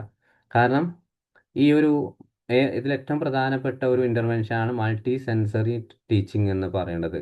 കാരണം ഒരേ സമയത്ത് തന്നെ പല ഇന്ദ്രിയങ്ങൾ കൊണ്ടും നമ്മൾ ഉപയോഗിച്ചിട്ടുള്ള ഒരു പഠനമാണ് കൊടുക്കേണ്ടത്. അതാണ് മൾട്ടി സെൻസറി ടീച്ചിങ് എന്ന് പറയുന്നത്. അപ്പോൾ ഒന്ന് വെച്ചപ്പോൾ കുട്ടിക്ക് എല്ലാം കൂടി എങ്ങനെയാണ് ഒരുമിച്ച് ടച്ച് ചെയ്ത് കാണിച്ചു കൊടുക്കേണ്ടി വരും, മൂവ്മെൻറ്റ് നടത്തി കാണിച്ചു കൊടുക്കേണ്ടി വരും, അല്ലെങ്കിൽ അതിൻ്റെ പിക്ചേഴ്സ് കാണിച്ചു ശബ്ദത്തോടു കൂടി കാണിച്ചു കൊടുക്കേണ്ടി വരും. എല്ലാം കാണുക, കേൾക്കുക, തൊടുക, ചലിപ്പിക്കുക, ആ രീതിയിലായിരിക്കണം പഠനരീതി നമുക്ക് ഉണ്ടായിരിക്കേണ്ടത്. അതിനാണ് മൾട്ടി സെൻസറി ടീച്ചിങ്. അപ്പോൾ അതിലേറ്റവും പ്രധാനമായിട്ട് ടൂൾസുകൾ, അതായത് സാൻഡ് ട്രേ റൈറ്റിംഗ്, അതായത് ഒരു മണ്ണുള്ളൊരു പാത്രത്തിലേക്ക് കുട്ടീനെ കൊണ്ട് ഏതെങ്കിലും അക്ഷരങ്ങൾ എഴുതിപ്പിക്കുക എന്നുള്ളതാണ്. കുട്ടിനോട് ആ വിരലുകൾ ഉപയോഗിച്ചിട്ട് ഏതാണ് കുട്ടിക്ക് സിമ്പിളായിട്ട് എഴുതാൻ പറ്റുന്ന കാര്യങ്ങൾ അത് അതിലേക്ക് മണ്ണിലേക്ക് എഴുതാൻ പറയുക. എന്നിട്ട് അതിനോട് ആ ഒരു എഴുതിയ അക്ഷരത്തെ എന്താണ് ഉറക്കനെ വായിക്കാം. ഇനിയിപ്പോൾ ബ ആണ് എഴുതിയിട്ടുള്ളതെങ്കിൽ കുട്ടിനോട് അത് ബ എന്ന് വായിക്കാൻ പറയുക. പിന്നെ അതേപോലെ ആ ഒരു കാരണം അവിടെ തന്നെ എന്തെങ്കിലും കുട്ടിനോട് ആ ഒരു സാനിറ്ററിയെ തന്നെ നമ്മൾ മായ്ച്ച് കഴിഞ്ഞിട്ട് ഒരു 3-4 തവണ എന്താണ് ഓരോ അക്ഷരങ്ങൾ ഇങ്ങനെയാണ് മാറി. അപ്പോൾ ഈ ഒരു കുട്ടി ഓരോ ആ മണലിങ്ങനെ മായ്ക്കുന്നത് അനുസരിച്ച് കുട്ടിയുടെ നമ്മൾ എന്താണ് റിവൈസ് ചെയ്യണം. കുട്ടിക്ക് മുമ്പ് എഴുതിയിട്ടുള്ള അക്ഷരങ്ങൾ ഓർമ്മയുണ്ടോ എന്നുള്ളത്. അപ്പോൾ കുട്ടിക്ക് ഓർമ്മ കിട്ടുന്നില്ല, നമ്മൾ വീണ്ടും അത് റിപ്പീറ്റ് ചെയ്യിക്കുക അതേ ഒരു പാറ്റേണിൽ. അപ്പോൾ അത് ആ ഒരു സാഹചര്യത്തിൽ ഉപയോഗിക്കുന്നതാണ് ഈ ഒരു സാൻഡ് ട്രേ റൈറ്റിംഗ് എന്ന് പറയുന്നത്. പിന്നെ അടുത്ത ഒന്നാണ് എയർ റൈറ്റിംഗ്, അതായത് വായുവിൽ കുട്ടിനോട് അക്ഷരം എഴുതാണെങ്കിൽ വലിയ നമ്മൾ കാണിച്ചു കൊടുക്കുക. നിങ്ങൾ ഇങ്ങനെ ഞാനൊരു അക്ഷരം എഴുതാം, അപ്പോൾ നീ അതേപോലെ എഴുതണം. എന്നിട്ട് നീ ഏതാണ് അക്ഷരം എഴുതിയിട്ടുള്ളത് അത് എന്നോട് പറയണം. അപ്പോൾ കുട്ടി പറയാണ് ഞാൻ എഴുതിയതാണ്. അപ്പോൾ ആ എഴുതിയത് എങ്ങനെയാണ് കറക്റ്റ് നമുക്ക് ആ കുട്ടിക്ക് കുട്ടിച്ചപ്പോൾ വേറെ ഏത് അക്ഷരം എഴുതിയിട്ടുണ്ട് നമ്മൾ കളവ് പറയുകയാണെങ്കിൽ കുട്ടി നീ എഴുതിയത് ഒരു പേപ്പറിൽ കൂടി എനിക്ക് എഴുതി തരണം. കറക്റ്റ് ആണെന്ന് എനിക്ക് നല്ല കുട്ടിയാണ് തിരിച്ചറിയണമെങ്കിൽ, കാരണം അവിടെ എഴുതി നമ്മൾ കാണുന്നില്ല, കുട്ടി ഇങ്ങനെ അക്ഷരം കൈകൊണ്ട് ചിത്രങ്ങൾ കാണിക്കുകയാണ്. പക്ഷെ അത് പേപ്പറിൽ കൂടി എത്തുന്ന സമയത്ത് ആൾ കുറച്ച് ഞാൻ എഴുതിയത് തന്നെയാണ് എന്നുള്ള രീതിയിൽ കുട്ടി കുറച്ചുകൂടി കോൺഫിഡൻസ് കൂടും. അപ്പോൾ ഈ രീതിയിലൊക്കെ എന്താണ് മൾട്ടി സെൻസറി ടീച്ചിങ് നടത്താം. പിന്നെ ക്ലേ ഫോം ലെറ്റർ ഫോർമേഷൻ ആണ്. അതൊരു ക്ലേ പോലെയുള്ള ടൂൾസുകൾ എടുത്ത് ഗെയിംസ് പരമായിട്ടുള്ള കാര്യങ്ങൾ എടുത്ത് കുട്ടിക്ക് ലെറ്റേഴ്സിനെ അതിൽ നിന്ന് തിരിച്ചറിയാം. ഒരു പേപ്പറിൽ ഒരുപാട് ലെറ്റേഴ്സുകൾ കൊടുക്കുക, എന്നിട്ട് അതിൽ നിന്നും ഏതെങ്കിലും ലെറ്റേഴ്സിനെ ഒന്ന് തിരിച്ചറിയാൻ പറ്റുക. ഇപ്പോൾ ഒരു 26 അക്ഷരങ്ങൾ കൊടുത്തിട്ടുണ്ടെങ്കിൽ അതിൽ ഏറ്റവും സെൻട്രൽ ആയിട്ടുള്ള ഏതെങ്കിലും അക്ഷരം കുട്ടിയുമ്പോൾ അതിൽ വലിയ അക്ഷരങ്ങളായിട്ട് കൊടുക്കുക. ഇതിൽ ഏതാണ് നീ പോയി തൊടാൻ പറയുക. ഇതൊക്കെ നമുക്ക് അതിൽ നിന്ന് ചെറിയ കുട്ടികൾ ഇങ്ങനത്തെ പ്രശ്നങ്ങൾ മാറ്റിയെടുക്കാൻ പറ്റും. പിന്നെ ട്രേസിങ് ടെക്സ്റ്റ് ലെറ്റർ, അവിടെ കുട്ടി പിന്നെ ഒന്ന് പോയിട്ട് എന്താണ് ഈ കുട്ടി എഴുതുന്നത്, കാരണം നമ്മൾ ആ തൊട്ടിട്ടുള്ള സാധനം മെല്ലെ പോയി തൊട്ടു എന്ന് പറയുക, ആ തൊട്ട സാധനം കുട്ടിയെ കൊണ്ട് എടുപ്പിക്കുക. അവിടെ നമ്മൾ ഒരുപാട് കാർഡുകളൊക്കെ ഉപയോഗിച്ച് കഴിഞ്ഞാൽ ഈ ഒരു അക്ഷരത്തിൻ്റെ ആ കുട്ടീനെ പറഞ്ഞ് നീ തൊട്ടിട്ടുള്ള സാധനങ്ങൾ എടുത്ത് കൊണ്ടുവരിക. അത് മാത്രമല്ല, നീ അവിടെ നിന്ന് തന്നെ ഇപ്പോൾ ഒരു ഗ്രൂപ്പ് സ്റ്റഡി ഒക്കെ ആയിട്ടാണ് കുട്ടികളെ പഠിപ്പിക്കുന്ന വളരെയധികം ഗെയിംസ് പോലെ ഈ കുട്ടിക്ക് ഇതൊക്കെ കൊടുത്തു കഴിഞ്ഞാൽ കുറേയൊക്കെ മാറ്റങ്ങളുണ്ട്. അപ്പോൾ ആ ടെക്സ്റ്റേഴ്സ് ലെറ്റേഴ്സിൽ നിന്നും തൊട്ട് കഴിഞ്ഞു ആ കുട്ടിയെ അതിൽ നിന്നും എടുക്കുക. എന്നിട്ട് തൻ്റെ നേരെ മുഖത്ത് കൈകൊണ്ട് പറയും ഇത് ഇന്ന സാധനമാണ് തൊട്ടിട്ടുള്ളത്, ഇന്ന അക്ഷരമാണ് എന്നത്. കാരണം അവിടെ തെറ്റായിട്ട് പറയുകയാണെങ്കിൽ നമുക്ക് അവിടെ കുട്ടീനെ വഴക്ക് പറയാനോ ചീത്ത പറയാൻ നിൽക്കാതെ അത് മാറ്റി കൊടുക്കുക. ഇതിലൂടെ മാത്രമേ എന്താണ് ഈ പറഞ്ഞിട്ട് ഫോർഗെറ്റബിൾനെസ് എന്നുള്ള ആ ഒരു ലേണിംഗ് ഡിസോർഡർ നമുക്ക് മാറ്റിയെടുക്കാൻ പറ്റും. പിന്നെ അടുത്തൊരു ടെക്നിക്കാണ് ലെറ്റർ സൗണ്ട് ചാൻസ് എന്ന് പറയുന്നത്. അവിടെ നമ്മൾ ഒരു ലെറ്റർ ഒരു വീഡിയോ ഒക്കെ കൊടുക്കുക. അതായത് ചെറിയ ഒരു പിന്നെ യൂട്യൂബ് വീഡിയോ 1-2 മിനിറ്റുള്ള അത്. കാരണം കുട്ടി അതിൽ അക്ഷരങ്ങൾ പറയുന്നുണ്ടാവും, ഓരോ ശബ്ദങ്ങൾ. അത് ആ ശബ്ദങ്ങൾ പറയുന്നത് അനുസരിച്ച് കുട്ടിയും ഏറ്റ് പറയുന്ന ഒരു രീതിയാണ് ലെറ്റർ സൗണ്ട് ചാൻസസ് എന്ന് പറയുന്നത്. പിന്നെ യൂസിങ് ലെറ്റർ കാർഡ് വിത്ത് പിക്ചേഴ്സ്. അത് സാധാരണയായിട്ട് നമ്മൾ ഫ്ലാഷ് കാർഡിലൊക്കെ ഉപയോഗിക്കുന്ന ഒരു ചിത്രങ്ങളൊക്കെ വെച്ചിട്ട് കുട്ടിക്ക് ഒരു ദിവസം ഒരു 3 ഫ്ലാഷ് കാർഡ് കയ്യിൽ കൊടുക്കുക. എന്നിട്ട് അത് കറക്റ്റായിട്ട് എഴുതാനും വായിക്കാനൊക്കെ പഠിച്ചിട്ട് അത് കൊടുക്കുകയാണെങ്കിൽ ഒരു ക്യാപിറ്റൽ ലെറ്റർ ആവണം, എ മറ്റേ സ്മോൾ ലെറ്റർ ആവണം. ആ ഒരു പാറ്റേണിൽ തന്നെ പോകണം. അല്ലാണ്ട് ഫുള്ള് ക്യാപിറ്റലിലും ഫുള്ള് സ്മോൾ ലെറ്ററും ആ രീതിയിലേക്ക് പോകരുത്. അപ്പോൾ അവിടെ പ്രശ്നങ്ങൾ കൂടുതൽ ഉണ്ടാവാൻ സാധ്യതകളാണ്. ഇതാണ് മൾട്ടി സെൻസറി ടീച്ചിങ് എന്ന് പറയുന്നത്. ഇനി അടുത്തത് ശബ്ദവുമായിട്ട് ബന്ധപ്പെട്ടിട്ടുള്ള ഒരു അവയർനെസ്സുകൾ, ഫോണോളജിക്കൽ അവയർനെസ്സിലേക്ക് നമ്മൾ പോകുന്ന സമയത്ത് ഒരു ഡെയിലി അവർക്ക് എന്താണ് കുട്ടികൾക്ക് ഇതിനായിട്ട് തന്നെ ഒരു 10 മിനിറ്റെങ്കിലും അവർക്ക് ഒരു പ്രാക്ടീസ് കൊടുക്കണം. വാക്കുകളിലൂടെ കളികളാണ്. എന്താ റിതമിക് ഗെയിംസ് എന്നൊക്കെ പറയും ഇതിന്. കാരണം ഒരു വാക്ക് ഇപ്പോൾ നമ്മൾ പറഞ്ഞ 3 കാര്യങ്ങൾ പറഞ്ഞു ഒരേ പാറ്റേണിലുള്ള. അപ്പോൾ കാറ്റ്, ബാറ്റ്, ബോള്. അപ്പോൾ ഈ ഒരു 3 വാക്ക് കുട്ടീനോട് പറഞ്ഞിട്ടുണ്ടെങ്കിൽ ഒരേ പാറ്റേണിലുള്ള അക്ഷരങ്ങൾ കണ്ടുപിടിക്കാനുള്ളതാണ്. അപ്പോൾ ഒരേ പാറ്റേണിൽ എങ്ങനെ കണ്ടുപിടിക്കുക? അപ്പോൾ ആദ്യം വന്ന കാറ്റ്, ബാറ്റ് അത് ഒരേ പാറ്റേണിൽ വരും. പക്ഷെ ബോൾ എന്ന് പറയുമ്പോൾ മറ്റൊരു പാറ്റേണിൽ, അവിടെ ടി അല്ല വരുന്നത്. അപ്പോൾ ഏറ്റവും അവസാനിക്കുന്നത് ഏതിലേക്കാണ് വ്യത്യസ്തമായിട്ടുള്ള ഒരു പാറ്റേൺ, ആ പാറ്റേണിനെ നമ്മൾ കണ്ടുപിടിക്കുക. അപ്പോൾ ബോൾ, പിന്നെ വാൾ, അല്ലെങ്കിൽ ആ റിലേറ്റഡ് ആയിട്ടുള്ള കാര്യങ്ങൾ. അപ്പോൾ കാറ്റ്, ബാറ്റ്, റാറ്റ് ഈ ഒരു രീതിയിലേക്ക് ആകുമ്പോൾ കുട്ടിക്ക് വലിയ പ്രശ്നങ്ങളില്ല. എല്ലാം ഒരേ അക്ഷരത്തിലെ പാറ്റേണിലേക്കാണ് പോവുക. ഇപ്പോൾ അതിൽ നമ്മൾ എന്ത് ചെയ്യും, വ്യത്യസ്തമായിട്ട് ഒരു കാര്യം ആഡ് ചെയ്ത് കൊടുക്കുകയാണ്. ഇപ്പോൾ കാറ്റ് ഹാറ്റിൻ്റെ കൂടെ വാൾ കൊടുക്കുകയാണ്. അപ്പോൾ കുട്ടിക്ക് അവിടെ വ്യത്യസ്തമായിട്ടുള്ള ഒരു അക്ഷരം ഏതാണ് വാക്ക് കണ്ടിട്ടുള്ളത്, അതിൽ കുട്ടി ഓർമ്മയിലേക്ക് കൊണ്ടുവരിക. അല്ലെങ്കിൽ അറ്റൻഷൻ എത്രത്തോളം കുട്ടിക്ക് അവിടെ ഉണ്ട് എന്ന് നമുക്ക് തിരിച്ചറിയാൻ കൂടിയാണ് ഈ ഒരു ടെക്നിക്ക് ഇവിടെ ഉപയോഗിക്കുന്നത്. പിന്നെ അടുത്തത് ഓർഡർ സൗണ്ട് ഔട്ട് ഗെയിംസ്.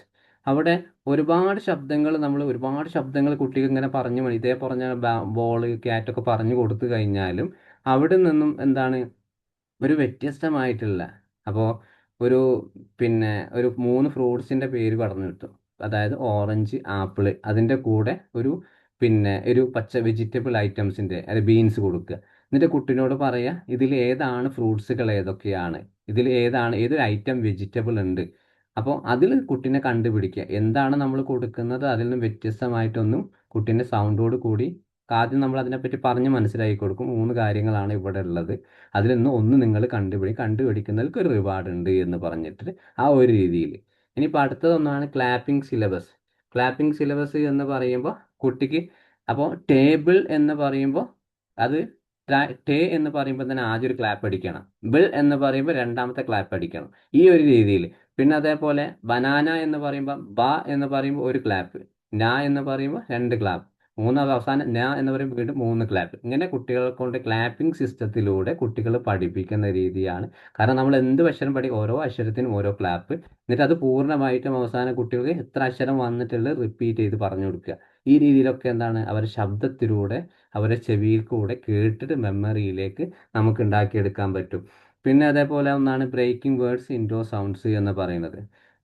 നമ്മൾ വ്യക്തമായി ഒരു അക്ഷരം പഠിപ്പിക്കുകയാണ്. അതേപോലെ കുട്ടിക്ക് ഫാദർ എന്ന് പറഞ്ഞ ഒരു അക്ഷരം ഒരു വാക്ക് കുട്ടി പഠിക്കും. അതപ്പോൾ ആദ്യം എഫ്, എ, ടി ഓരോന്നായിട്ട് ശബ്ദങ്ങൾ പഠിപ്പിക്കുക. എത്ര അക്ഷരം അതിലുണ്ട്, 6 ഡിജിറ്റ് ഉണ്ടെങ്കിൽ 6 എണ്ണം അതേപോലെ ഓരോന്നായിട്ട് കുട്ടി എഴുതി ബാക്കി ആ കുട്ടി ഫാദറിന് കൂട്ടി വായിക്കുന്നത് വരെ ഡിഫറെൻ്റ് ആയിട്ട് അതിനനുസരിച്ച് പറഞ്ഞ് മനസ്സിലാക്കി കൊടുക്കുക. ഇപ്പോൾ ഒരു 10 പ്രാവശ്യം നമ്മൾ വായിച്ച് പറഞ്ഞ് മനസ്സിലാക്കി കൊടുക്കണം. എന്നാലും കുട്ടിക്ക് കറക്റ്റ് പറയും. പക്ഷേങ്കിൽ അതിനനുസരിച്ച് എഴുതാനും കൂടി കുട്ടിക്ക് കഴിഞ്ഞാൽ മാത്രം എന്താണ് അവിടെ സക്സസീവ് ആവും, ആ കുട്ടിയുടെ മെമ്മറി വർക്കിങ്ങിലേക്ക് പോകാനുള്ള സാധ്യതകളുണ്ട്.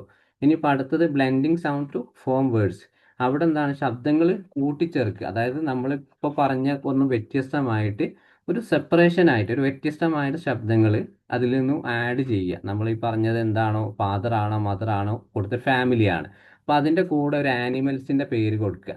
അതായത് ഇതിൽ നിന്ന് മനുഷ്യന്മാരുമായിട്ട് അല്ലെങ്കിൽ കുടുംബവുമായിട്ട് വ്യത്യസ്തമായിട്ടുള്ള എന്താണ് ഒരു വേർഡ്സ് കണ്ടുപിടിക്കുക.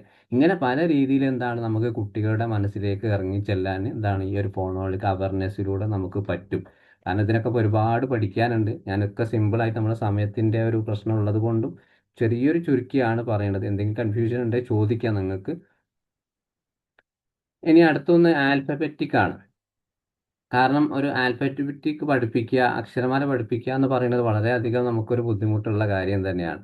അപ്പോൾ ഇതിൽ ഏറ്റവും പ്രധാനപ്പെട്ട ഒരു ചങ്കിങ് മെമ്മറി എന്നാണ് ഇതിന് പറയുക. കാരണം ചങ്കിങ് മെമ്മറി എന്ന് പറയുമ്പോൾ 26 അക്ഷരങ്ങൾ ഒറ്റ പാറ്റേണിൽ പഠിപ്പിക്കാതെ ഗ്രൂപ്പുകളായിട്ട് പഠിപ്പിക്കുക എന്നുള്ളത്. അതായത് പിന്നെ നമുക്ക് ഇംഗ്ലീഷ് അക്ഷരമാലയിൽ 26 ഉണ്ട്, പക്ഷെ അതിനൊരു 4 ഗ്രൂപ്പ് ആക്കിയിട്ട് പഠിപ്പിക്കുക. അപ്പോൾ അത് ഏതൊക്കെ ഗ്രൂപ്പ്? ഒന്ന് straight line letters. Straight line letters എന്ന് പറയുമ്പോൾ ഒരു കർവും ഇല്ല, ഒരു വളവും തിരിവും ഒന്നും ഇല്ലാതെ എല്ലാം നേരെ നേരെ എഴുതുന്ന ലെറ്റേഴ്സിനെ ഒരു ഗ്രൂപ്പാക്കി. അപ്പോൾ അതിലിവിടെ നിങ്ങൾ ഈ ഒരു പ്രസൻറ്റേഷനിൽ കണ്ടില്ലേ LTIF. കാരണം ഒന്നൊക്കെ ലൈന് വരച്ചിട്ടും അല്ലെങ്കിൽ മുകളിൽ ഇതിലൊക്കെ വരച്ചിട്ടാണ് ഒരേ പാറ്റേണിൽ പോകുന്ന അക്ഷരങ്ങളാണ്. അവിടെ വളവും തിരിവൊന്നും ഇല്ല കുട്ടികൾക്ക്, അത് കൺഫ്യൂഷൻ ഉണ്ടാവില്ല. അതേ സമയത്ത് കർവ്ഡ് ലെറ്റർ എന്ന് പറയുമ്പോൾ അവിടെ വളവും തിരിവുള്ള ലെറ്റേഴ്സുകളാണ് COGQS. കാരണം ഇതൊക്കെ വളച്ചും തിരിച്ചൊക്കെ എഴുതേണ്ട അക്ഷരങ്ങളാണ്. പിന്നെ അതേപോലെ ടോൾ ലെറ്റേഴ്സ് എന്ന് പറയുമ്പോൾ അവിടെ മേലേക്ക്, അതായത് നമ്മൾ വരക്കുന്ന ലൈനേഴ്സ് മേലേക്ക് ഉയരുക. എന്നിട്ട് കാരണം B എന്ന് പറയുമ്പോൾ ആദ്യം മുകളിലേക്ക് വരയ്ക്കുക, എന്നിട്ട് കുട്ടീനെ ഇങ്ങനെ വരപ്പിക്കുക. ഇനിയിപ്പോൾ D ആണെങ്കിൽ ലൈൻ ആദ്യം ഇങ്ങനെ വരപ്പിക്കുക, തിരിച്ച് ഇങ്ങോട്ട് വെക്കുക. അതേപോലെ എച്ചും ഈ ഒരു പാറ്റേണിൽ. പിന്നെ ഷോർട്ട് ലെറ്റേഴ്സ് എന്ന് പറയുമ്പോൾ എന്താണ്, ചെറിയ ഉയരം. അതായത് ഒരു ക്യാപിറ്റൽ ലെറ്ററിലാണ് സ്മോൾ ലെറ്ററിലൊക്കെ എഴുതുകയാണെങ്കിൽ ഏറ്റവും ചെറിയ ലെവലിൽ, അതായത് ഗ്രൗണ്ടിങ്ങിൽ നിലനിൽക്കുന്ന അക്ഷരങ്ങളെ ഒരു പാറ്റേൺ ഉണ്ടാക്കി. ഇതേപോലെ എന്താണ് കുട്ടികൾ ആൽഫബറ്റിക് പഠിപ്പിക്കുന്ന സമയത്ത് ഒരു 4 ഗ്രൂപ്പുകളൊക്കെ ആയിട്ട് പഠിപ്പിച്ചു കഴിഞ്ഞാൽ അവർക്ക് കുറേയൊക്കെ ഒരു സിമ്പിളായിട്ട് കാര്യങ്ങൾ മനസ്സിലാവും. പിന്നെ അതേപോലെ തന്നെ ഈ ഒരു അക്ഷരങ്ങൾ പഠിക്കുന്ന സമയത്ത് തന്നെ നമ്മൾ ഈ പറഞ്ഞ ഒരു, ഞാൻ നേരത്തെ പറഞ്ഞ സ്മോൾ ലെറ്ററും ക്യാപിറ്റൽ ലെറ്ററും വ്യത്യസ്തമായിട്ട് തന്നെ അവർക്ക് പറഞ്ഞു കൊടുക്കുക തന്നെ വേണം. അല്ലാണ്ട് അവർക്ക് കൺഫ്യൂഷൻ ഉണ്ടാവാനുള്ള സാധ്യത കൂടുതലാണ്. പിന്നെ മറ്റൊരു ടെക്നിക്കാണ് സിമിലർ ലെറ്റർ ഡിഫറൻഷിയേഷൻ. കാരണം ഒരേ പാറ്റേണിൽ മനസ്സിലാവുന്ന ലെറ്റേഴ്സുകൾ ഉണ്ടാവും. കാരണം അവർക്ക് ചിലപ്പോൾ ഒരു കാരണം അവർക്ക് തോന്നുകയാണ് പിന്നെ ഇപ്പോൾ ഇവിടെ പറഞ്ഞതുപോലെ BBSD എന്ന് പറയുമ്പോൾ അവർക്ക് ഒരേ പാറ്റേണിലാണ് കാണുന്നത്. കാരണം രണ്ടും ഒരേ എഴുത്ത് തന്നെയാണ്. കാരണം അവർക്ക് ഈ ചിലപ്പോൾ നമ്മൾ പെട്ടെന്ന് പറഞ്ഞു കൊടുക്കുന്ന സംഭവം മനസ്സിലായിക്കോളണം, ചിലപ്പോൾ നേരെ പറഞ്ഞു കൊടുത്ത തെറ്റിദ്ധാരണ ആ സമയത്ത് ചിലപ്പോൾ ആ കുട്ടി ബോർഡിലേക്ക് നോക്കിയിട്ടുണ്ടാവില്ല, കേട്ടിട്ടുണ്ടാവില്ല. ഇങ്ങനെ പല പ്രശ്നങ്ങളുണ്ടാവും. കാരണം ഇവിടെ ഏറ്റവും വലിയ പ്രശ്നം എന്ന് വെച്ചാൽ ലെഫ്റ്റ് ആൻഡ് റൈറ്റിൻ്റെ പ്രശ്നങ്ങളാണ് ഇവിടെ നടക്കുക. അപ്പോൾ ആ രീതിയിലൊന്ന് മാറ്റി കൊടുക്കാൻ വേണ്ടിയിട്ട് നമ്മൾ എന്ത് ചെയ്യും, ആദ്യം എന്താണ് B പോലെയുള്ള അക്ഷരങ്ങൾ എടുത്തിട്ട് ലെഫ്റ്റിൽ നിന്നും എഴുതാൻ പറയുക. അതായത് ലെഫ്റ്റ് സൈഡിൽ നിന്നും തുടങ്ങുക, അവരോട് ഒരു ലൈൻ ഇവിടെ നിന്ന് വരയ്ക്കുക, എന്നിട്ട് B എഴുതിപ്പിക്കുക. ഇനിയിപ്പോൾ D ആണ് നിങ്ങൾ ആ കുട്ടീനെ കൊണ്ട് പഠിപ്പിക്കുന്നത്, അത് റൈറ്റ് എന്ന് എഴുതിപ്പിക്കുക, ഒരു ലൈന് വരയ്ക്കുക. എന്നിട്ട് ആ ഒരു രീതി കുട്ടിക്ക് എന്താണ് കൺഫ്യൂഷൻ ഇല്ലാത്ത രീതിയിൽ ലെറ്റേഴ്സിലേക്ക് മാറ്റിയെടുക്കാൻ പറ്റും. പിന്നെ അതേപോലെ ഒരു PVSQ എന്ന് പറയും, Pയും Q ആണ് കുട്ടികൾക്ക് എപ്പോഴും മറ്റൊരു വാക്ക്. കാരണം അവർ മിറർ പ്രാക്ടീസ്, ഒരു കണ്ണാടിയുടെ മുമ്പിൽ അല്ലെങ്കിൽ അവരോട് പറയും എഴുതിപ്പി കണ്ണാടിൻ്റെ മുകളിൽ പിടിച്ചിട്ട് ഇങ്ങനെ വലിയൊരു ലെറ്റർ എഴുതി വെക്കുക, കൈ പിടിച്ച് കാർഡോ എന്താ പേപ്പറിൽ എഴുതി അവരെ കണ്ണാടി മുമ്പിൽ നിർത്തുക. എന്നിട്ട് അതിൽ നിന്ന് കുട്ടി എന്താണ് ആ ഒറ്റ തിരിച്ച് വെക്കണം. പിന്നെ ആ കുറച്ച് സമയത്ത് ആ പീനെ തിരിച്ച് അതേ പേപ്പർ തന്നെ തിരിച്ച് കാണിച്ചു കൊടുക്കുക അവർക്ക്. അപ്പോൾ എന്താണ് രണ്ടും രണ്ട് അക്ഷരങ്ങൾ തന്നെയാണ് എന്നുള്ളത് അവർക്ക് തിരിച്ചറിയും. ഒരു മിറർ പ്രാക്ടീസ് പോലെ കണ്ണാടിൻ്റെ ഒക്കെ മുമ്പിൽ നിന്നിട്ട് ഒരു ഗെയിംസ് പോലെ അല്ല, 3-4 കുട്ടികളെ വെച്ചിട്ട് ആദ്യം 3 കുട്ടികളെ ആയിട്ട് നിരത്തി നിർത്തും. അതിൽ നിന്നും പിന്നെ തിരിച്ച് ആ കുട്ടികൾ ആയിട്ട് തന്നെ വേറെ രീതിയിൽ പേപ്പറുമായിട്ട് വരും. ഇത് അവർക്ക് വല്ലാത്ത പിന്നെ പെട്ടെന്നൊരു ലേണിംഗ് ആയിട്ട് ബന്ധപ്പെട്ട ബുദ്ധിമുട്ടുകൾ മാറും. പിന്നെ മറ്റൊരു വലിയ പ്രശ്നമാണ് ഈ എമ്മും എന്നും തമ്മിലുള്ള പ്രശ്നങ്ങൾ. കാരണം എം കണ്ടു കഴിഞ്ഞാൽ അവർക്ക് എന്നുള്ള ഒരു അക്ഷരമായിരിക്കണം, അല്ലെങ്കിൽ മാ എന്നുള്ള ഒരു അക്ഷരമായിരിക്കണം. കാരണം അത് അവർക്ക് എങ്ങനെ ലേൺ ചെയ്യിപ്പിക്കുക, അവരോട് ശബ്ദമില്ലാതെ സൈലൻ്റ് ആയിട്ട് വായ കൂട്ടിയിട്ടിട്ട് അവരോട് ഒരക്ഷരങ്ങൾ പുറത്തേക്ക് വരാൻ പറയും, ശബ്ദം മാത്രം ഒരു മൂളാൻ പറയും അവരോട്. അതേസമയത്ത് ആ മൂളുന്ന സമയത്ത് എന്താണ് ഈ ഒരു ത്രോട്ടിൻ്റെ അതായത് നമ്മുടെ തൊണ്ടന്റെ ഭാഗത്ത് അവർ ജസ്റ്റ് കുട്ടികളോട് കൈ വെക്കാൻ പറയും. ഈ എം കാണുമ്പോഴൊക്കെ അവർക്ക് എന്താണ്, കുട്ടികളിൽ ഈ ഒരു എമ്മിന്റെ അക്ഷരം ഓർമ്മ അവർക്ക് വേണം. അതുകൊണ്ടാണ് നമ്മൾ ഈ ഒരു ലേണിംഗ് ഡിസോർഡർ അല്ലെങ്കിൽ റെമഡിയേഷൻ ഒക്കെ നടത്തുന്ന നമുക്ക് പ്രാക്ടിക്കലായിട്ട് എം അക്ഷരം പഠിപ്പിക്കുന്ന സമയത്ത് കുട്ടികളുടെ തൊണ്ടയിൽ വെറുതെ ഒന്ന് കൈവെക്കാണ്. അവിടുന്ന് ശബ്ദങ്ങൾ പുറത്തേക്ക് വരും. ആ പുറത്തേക്ക് വരുന്ന സമയത്ത് മെല്ലെ തലയിൽ കൂടെ അങ്ങോട്ട് പുറത്തേക്ക് വരിക എന്നുള്ളതാണ്, വായിൽ കൂടെ. അതേ സമയത്ത് എന്നിലേക്ക് വരുന്ന സമയത്ത് നമ്മൾ വായ തുറന്നിട്ട് നാവിൻ തുമ്പത്ത് ആ ടച്ച് എന്ന് എന്നുള്ള പറയുന്ന സമയത്ത് നമ്മൾ നാവ് എന്താണ്, പല്ലിന് ടച്ച് ചെയ്യണം. അപ്പൊ ആ കുട്ടിക്ക് ഗെയിംസ് പോലെ പറഞ്ഞു, നിങ്ങൾ എന്നെ എന്ന് പറയുമ്പോൾ നൺ എന്ന് പറയുകയാണ് കുട്ടി, അല്ലെങ്കിൽ നോട്ടി എന്ന് പറയാണ്. അപ്പോൾ നാവിൻ തുമ്പത്ത് ടച്ച് ചെയ്യാൻ പല്ലും കൂടി ഒരുമിച്ച് ഇതേപോലെ എന്താണ് ഓരോ അക്ഷരങ്ങളും എന്താണ് വ്യത്യസ്തമായിട്ടുള്ള രീതിയിൽ അവർക്ക് പഠിപ്പിച്ചു കൊടുത്തു കഴിഞ്ഞാൽ ഈ പറഞ്ഞിട്ടുള്ള പ്രയാസങ്ങളും ബുദ്ധിമുട്ടുകളും ഒക്കെ കുറയാനുള്ള സാധ്യത കൂടുതലാണ്. ഇനി അടുത്തത് മിറർ ട്രേസിംഗ് ആണ്. മിറർ ട്രേസിംഗ് എന്ന് പറയുന്ന മറ്റൊരു ടൂൾസ് ആണ്.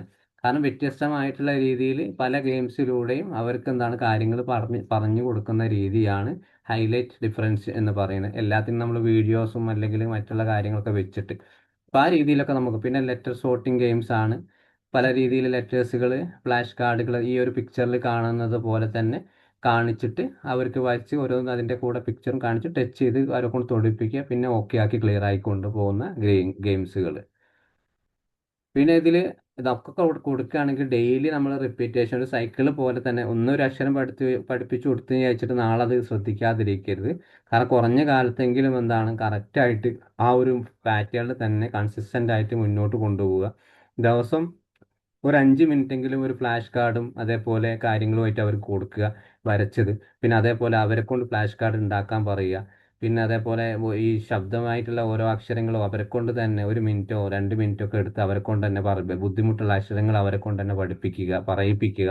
ഈ രീതിയിലൊക്കെ എന്താണ് ഡെയിലി ഉണ്ടാവുന്ന ഈ ഒരു റിപ്പീറ്റേഷൻ സൈക്കിളിലൂടെ കുട്ടികളുടെ ലേണിംഗ് ബുദ്ധിമുട്ടുകൾ കുറച്ച് കുറയും. പിന്നെ പിന്നെ അതേപോലെ മെമ്മറി ബൂസ്റ്റിംഗ് ആക്ടിവിറ്റീസ് ആണ് ലെറ്റർ ബിങ്കോ എന്ന് പറയുന്നത്.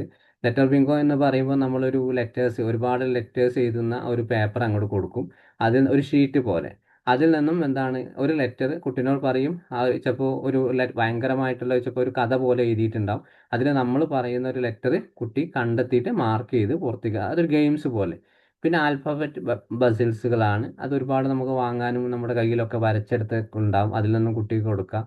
പിന്നെ ജമ്പ് ഓൺ ദ ലെറ്റർ മാറ്റ്, അതായത് കുട്ടികളെ നിലത്ത്, നമ്മൾ ക്ലാസ് റൂമിലൊക്കെ കാണാം, സ്കൂളിലൊക്കെ കാണാം, ഒരുപാട് ലെറ്റേഴ്സുകൾ പുറത്തിറക്കി പിന്നെ ഗ്രൗണ്ടിൽ എഴുതിയിട്ടുണ്ടാവും. എന്നിട്ട് അതിലേക്ക് ജമ്പ് ചെയ്യുക, എയിലേക്ക് ചാടുക, ബിയിലേക്ക് ചാടുക. ഈ ഒരു മെത്തേഡിലൊക്കെ നമുക്ക് ഇട്ട് കഴിഞ്ഞാൽ കുറേയൊക്കെ നിങ്ങളെ മാറ്റും. പിന്നെ അതേപോലെ മാഗ്നറ്റിക് ലെറ്റർ ഫ്രിഡ്ജ് ഗെയിംസ് ആണ്.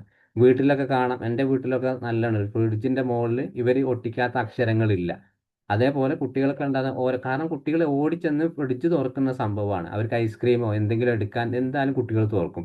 അപ്പോൾ അവരെ കൊണ്ട് പറയുക, ഓരോ അക്ഷരങ്ങൾ നീ ഒരു ഗെയിം പല രീതിയിലെ മോഡലാക്കി ഫ്രിഡ്ജിൻ്റെ മുകളിൽ ഒട്ടിക്കണം. കാരണം തുറക്കുന്നതിന് മുമ്പ് അക്ഷരങ്ങളൊക്കെ ഒന്ന് നോക്കാനും, ഇനി എന്തെങ്കിലും അത് പറഞ്ഞു പോയിട്ടുണ്ടോ, നിലത്ത് വീണിട്ടുണ്ടോ, വീണ്ടും അവിടെ ഒട്ടിക്കണം. ഈ രീതിയിലൊക്കെ എന്താണ് കുട്ടികൾ പറഞ്ഞ് മനസ്സിലാക്കി കൊടുക്കുക. പിന്നെ letter hound around the class room activity learning ആണ്. അവിടെ ടീച്ചേഴ്സ് നമ്മൾ പഠിപ്പിക്കുന്നതിൻ്റെ അനുസരിച്ചായിരിക്കും ആ കുട്ടിക്ക് ആ ഒരു റീകോൾ തിരിച്ചുണ്ടാവുക. അതേ സമയത്ത് വീട്ടിൽ നമ്മൾ നല്ല രീതിയിൽ റെമഡിയേഷൻ കൊടുക്കുന്ന ടീച്ചേഴ്സ് വളരെ മോശമാണെങ്കിൽ തിരിച്ചും അങ്ങോട്ടൊക്കെ ബുദ്ധിമുട്ട് കുട്ടിക്ക് ഉണ്ടാവാനുള്ള സാധ്യതകൾ കൂടുതലാണ്. പിന്നെ ഡെയിലി നമ്മൾ ഈ പറഞ്ഞതുപോലെ ഹോം ബേസ്ഡ് ആയിട്ടുള്ള പ്രാക്ടീസ്, പാരന്റ് തന്നെ ഒരുമിച്ച് നിന്നിട്ട് എല്ലാ അക്ഷരങ്ങളും പഠിപ്പിക്കാൻ, ടീച്ചേഴ്സിനെ മാത്രം ഡിപ്പെൻഡ് ആക്കരുത്. മാക്സിമം ഇത് റിലേറ്റഡ് ആയിട്ടുള്ള എല്ലാ സാധനങ്ങളും നമ്മുടെ കയ്യിൽ വേണം. കുട്ടികളെ പഠിപ്പിക്കുകയാണെന്നുണ്ടെങ്കിൽ ചിലപ്പോൾ അത്യാവശ്യം സ്കൂളിൽ നിന്ന് തന്നെ എല്ലാ പിന്നെ മെറ്റീരിയൽസ് ഇപ്പോൾ കൊടുക്കുന്നുണ്ട്. അപ്പോൾ അതിന് പോരാത്തത് ഉണ്ടെങ്കിൽ നമുക്ക് എന്തെങ്കിലും ഓൺലൈനിൽ പർച്ചേസ് ചെയ്തിട്ടോ, അല്ലെങ്കിൽ നമുക്ക് അതേപോലെ ചിത്രങ്ങൾ വരച്ചിട്ടൊക്കെ അങ്ങനെ കട്ട് ചെയ്ത് കുട്ടികൾ കളിക്കാനും കാര്യങ്ങൾ കൊടുത്തു കഴിഞ്ഞാൽ ഈ പറഞ്ഞ, പിന്നെ അതേപോലെ ഈ ട്രേസിംഗ് ലെറ്റർ റൈസ് ട്രേ എന്നൊക്കെ പറയുന്നത് നമുക്ക് തന്നെ സ്വയമായിട്ട് ഉണ്ടാക്കി അങ്ങ് എടുക്കാൻ പറ്റും. അപ്പോൾ അതേപോലെ ഈ പറഞ്ഞ ആ ഒരു സ്റ്റഡി ടേബിൾ, കുട്ടിക്ക് സ്വന്തമായിട്ടൊരു സ്റ്റഡി ടേബിൾ ഉണ്ടാക്കി കൊടുക്കുക. അവന് ഇഷ്ടപ്പെട്ട രീതിയിലൊക്കെ മുന്നോട്ട് കൊണ്ടുപോവുക. അവൻ ഏത് രീതിയിലാണ് പഠിക്കുക, ശബ്ദങ്ങൾ കേട്ടിട്ടാണ് പഠിക്കാൻ താല്പര്യമുള്ളെങ്കിൽ ഒരു വീഡിയോ വെച്ചിട്ട് ആ അക്ഷരങ്ങൾ വീഡിയോ വെച്ച് കൊടുക്കുക. ഇനിയിപ്പോൾ സൈലൻ്റ് ആയിട്ട് പഠിക്കാനുള്ള ആൾക്കാണെങ്കിൽ വലിയ ബുദ്ധിമുട്ടൊന്നും അവിടെ ഉണ്ടാക്കേണ്ട. അവിടെ അവനെ ഇഷ്ടം പോലെ രീതിയിൽ പഠിക്കുക. ആവശ്യം സപ്പോർട്ടിംഗ് ആയിട്ട് നമുക്ക് അവൻ്റെ കൂടെ നിന്ന് കൊടുക്കുക എന്നുള്ളത്. പിന്നെ ഇതിൽ ഏറ്റവും പ്രധാനം മറ്റൊന്നാണ് ഈ ഒരു ലെറ്റർ ക്യാൻസലേഷൻ ടെസ്റ്റ് എന്ന് പറയുന്നത്. ഇത് സാധാരണയായിട്ട് ഈ ഒരു ലേണിംഗ് ഡിസോർഡർ ഉള്ള കുട്ടികൾക്ക് നമ്മൾ വളരെയധികം ഉപയോഗിക്കുന്ന ഒരു ടൂൾസാണ് ലെറ്റർ ക്യാൻസലേഷൻ ടെസ്റ്റ് എന്ന് പറയും. അപ്പോൾ അത് ചെയ്യുന്ന സമയത്ത് ഒന്ന് സെലക്റ്റീവ് അറ്റൻഷൻ ആണ്. കാരണം നമ്മൾ കൊടുക്കും, ഒരു കുട്ടിക്ക് ഒരു പേപ്പറും പെന്നും അതേപോലെ ഒരു ലെറ്ററിൻ്റെ ഒരു ഫോർമാറ്റും കൊടുക്കും. ഈ ഒരു ടൈപ്പിൽ ഈ ഒരു ടൈപ്പിലായിരിക്കും ലെറ്റർ ക്യാൻസലേഷൻ കൊടുക്കുക. എന്നിട്ട് ഇതിൽ നിന്നും എന്താണ് കുട്ടീനോട് വ്യക്തമായിട്ടൊരു മിക്സഡ് ആയിട്ട്, ഇപ്പോൾ നിങ്ങൾക്ക് തന്നെ ഇതിൽ കാണുന്ന ഏതെങ്കിലും വാക്കുകൾ വായിക്കാൻ പറ്റുന്നുണ്ടോ നോക്കിയാൽ, ഏതെങ്കിലും കുറഞ്ഞ വാക്കുകൾ, ഏതെങ്കിലും ലെറ്റേഴ്സ് നിങ്ങൾക്ക് കിട്ടുന്നുണ്ടോ? ഓരോ പിന്നെ ലെറ്റേഴ്സ് അല്ല, വേർഡ്സുകൾ. ഈ ഒരു ഗെയിം കാരണം ഇതിൽ കുട്ടിക്ക് ഓരോന്നിലും ഓരോ എത്ര വേർഡുകൾ നമ്മൾ കണ്ടെത്തിയിട്ട് അതിൽ നിന്നും കുട്ടി കറക്റ്റായിട്ട് ഇന്ന വേർഡാണ് ഈ ഒരു ഭാഗം മറ്റൊരു ഭാഗത്തിലേക്ക് കുട്ടി കണ്ടെത്തിയിട്ടുള്ള ഒരു വേർഡ് കണ്ടെത്തിയിട്ട് മുന്നോട്ട് പോകും. പിന്നെ അതേപോലെ ഇത് ചെയ്യുന്ന സമയത്ത് ഒരുപാട് എറേഴ്സുകൾ വരാൻ സാധ്യതയുണ്ട്. കുട്ടിക്ക് ചിലപ്പോൾ ആ ഒരു ഇതിലേക്ക് ഇങ്ങനെ നോക്കിക്കുക എന്ന് പറഞ്ഞാൽ അറ്റൻഷൻ കിട്ടിക്കൊള്ളണമെന്നില്ല. അപ്പോൾ ആ ഒരു ഫോക്കസ് നമ്മൾ ഇത് ലെറ്റർ ക്യാൻസലേഷൻ കൊടുക്കുന്ന സമയത്ത് അവിടെ കീപ്പ് ചെയ്തുകൊണ്ടിരിക്കണം. അവരെ കൂടെ തന്നെ നിൽക്കുക തന്നെ വേണം. അവർക്ക് ഓരോ ചിലപ്പോൾ പെട്ടെന്ന് കിട്ടിക്കോളണമെന്നില്ല. അപ്പോൾ ഓരോ അക്ഷരങ്ങൾ ചിലപ്പോൾ ആദ്യത്തെ ഒന്നോ രണ്ടോ ലൈനിൽ അവർക്ക് കാണിച്ചു കൊടുക്കേണ്ടി വരും. അപ്പോൾ അവിടെ ആ ഒരു സപ്പോർട്ടോട് കൂടി പിന്നെന്താണ് ഈ ഒരു പേജിനെ നമ്മൾ എന്താണ് ഒരു സിസ്റ്റമാറ്റിക്കലി ആയിട്ട് കാണാൻ കഴിയണം. കാരണം നമ്മൾ പെട്ടെന്ന് കുറേ വരച്ചും എഴുതിയൊന്നും ആവരുത്. പ്രിൻ്റ് എടുത്ത് തന്നെ ആ ഒരു കുട്ടിക്ക് കൊടുക്കുന്നത് സിസ്റ്റമാറ്റിക് ആയിട്ടുള്ള ഒഫീഷ്യൽ ആയിട്ടുള്ള കാര്യങ്ങൾ തന്നെ പാരൻറ്റിന് രണ്ടാളെയും ബോധ്യപ്പെടുത്തുന്ന രീതിയിലായിരിക്കണം ഇത് കൊടുക്കേണ്ടത്. മാക്സിമം എന്താണ് ആ സമയത്ത് ഉണ്ടാകുന്ന ഡിസ്ട്രാക്ഷൻസ്, ബുദ്ധിമുട്ടുകളൊക്കെ നമ്മളൊന്ന് ഒഴിവാക്കുക. പുറത്തുള്ള മറ്റുള്ള കുട്ടികളുടെ ശബ്ദങ്ങൾ, അതേപോലെ പിന്നെ നമ്മുടെ സംസാരങ്ങൾ, ഫോൺസ്, ഇതൊക്കെ ഒന്ന് ജസ്റ്റ് ഒന്ന് കുട്ടിക്ക്, കാരണം ആ ഒരു കോൺസെൻട്രേഷൻ ഈ ഒരു മെത്തേഡിലേക്ക് വരാനുള്ള സാധ്യതകൾ കൂടുതൽ. അതായത് കണ്ണും കൈയും കാലും ഒക്കെ ഒരേ സമയത്ത് ഈ ഒരു ലെറ്റേഴ്സ് ക്യാൻസലേഷനിലേക്ക് വരാനുള്ള സാധ്യത നമ്മൾ ഉണ്ടാക്കി കൊടുക്കണം എന്നുള്ളതാണ്. അത് കഴിഞ്ഞ് കഴിഞ്ഞാൽ ഇത് ഓക്കെ പ്രിപ്പറേഷൻ എന്ന് പറയുമ്പോൾ നമ്മൾ കൊടുക്കേണ്ട ടൂൾസുകൾ ഇതൊക്കെയാണ്. ക്യാൻസലേഷൻ ഷീറ്റ് കൊടുക്കും, പിന്നെ ഒരു പെന്ന് ഒരു പെൻസിൽ, പിന്നെ ഒരു ടൈമർ കൊടുക്കും, ഒരു അലാറം, ഇത്ര സമയത്തുകൊണ്ട് ഇത്ര അക്ഷരങ്ങൾ ഇത്ര വാക്കുകൾ കണ്ടുപിടിക്കണം എന്നുള്ളത്. പിന്നെ ക്വറ്റ് എൻവിറോൺമെൻ്റ് ആണ്, നല്ലൊരു എൻവിറോൺമെൻറ്റ് നമ്മൾ അവിടെ ഉണ്ടാക്കിയെടുക്കുക. ഇതാണ് ലെറ്റർ ക്യാൻസലേഷന് കൊടുക്കും. ഫൈനലി നമ്മൾ ചെയ്യേണ്ടത് റെമഡിയേഷൻ ഓക്കെ ആയി, ആൾ കുറച്ച് അക്ഷരങ്ങളൊക്കെ തിരിച്ചറിഞ്ഞു, വായിക്കലൊക്കെ തുടങ്ങി കഴിഞ്ഞാൽ ഫൈനൽ നമ്മൾ നടത്തുന്ന ഒരു ടെസ്റ്റാണ് ക്യാൻസലേഷൻ. പിന്നെ ചില കുട്ടികൾക്ക് തുടക്കത്തിൽ തന്നെ ക്യാൻസലേഷൻ ടെസ്റ്റ് നടത്തും. Depend of the learning about disorder ആയിട്ട് അനുസരിച്ചിട്ടാണ് കൊടുക്കുക. അപ്പോൾ ഇതാണ് ഇന്നത്തെ ഒരു ചെറിയൊരു ടോപ്പിക്ക് ഞാൻ ചെറിയ സമയങ്ങൾ കൊണ്ട് പറഞ്ഞു തീർത്തത്. കാരണം ഇതെവിടെ എത്തുമെന്ന് ഞാൻ വിചാരിച്ചിട്ടില്ലായിരുന്നു. ഓക്കെ ആണോ? ഓക്കെയാണ് സർ. ഓക്കെ. ഓക്കെ. ഇനി എന്തെങ്കിലും ഒരു ഐഡിയ കിട്ടിയില്ലേ ഒരു കുട്ടികളെ പഠിപ്പിക്കാനും ഇതെങ്ങനെയൊക്കെ ഒന്ന് ഹാൻഡിൽ ചെയ്യാന്നുള്ളത്? കാരണം ഈ ഒരു സംശയം എന്ന് പറയുന്നത് ഒരുപാട് ആളുകൾ എന്നോട് പേഴ്സണലായിട്ട് വന്ന് ചോദിക്കുന്നതാണ്. അതുകൊണ്ടാണ് ഈ ഒരു ടോപ്പിക്കായിട്ട് ഞാൻ ഇത് വന്നിട്ടുള്ളത്. ഒരുപാട് കാര്യങ്ങൾ മനസ്സിലാക്കാൻ പറ്റി സാറേ. Okay, thank you. അപ്പോൾ നമ്മളെ മക്കൾക്കൊക്കെ അനുഭവിക്കുന്ന പ്രശ്നങ്ങളായതുകൊണ്ട് വല്ലതും വേഗം ക്യാച്ച് ചെയ്യും. കാരണം വീട്ടിലൊക്കെ ഒരു അക്ഷരം പഠിപ്പിക്കാൻ സോറി അക്ഷരങ്ങളൊക്കെ പഠിപ്പിക്കാൻ ഭയങ്കര ബുദ്ധിമുട്ടാണല്ലോ നമ്മൾ അനുഭവപ്പെടുന്നത്.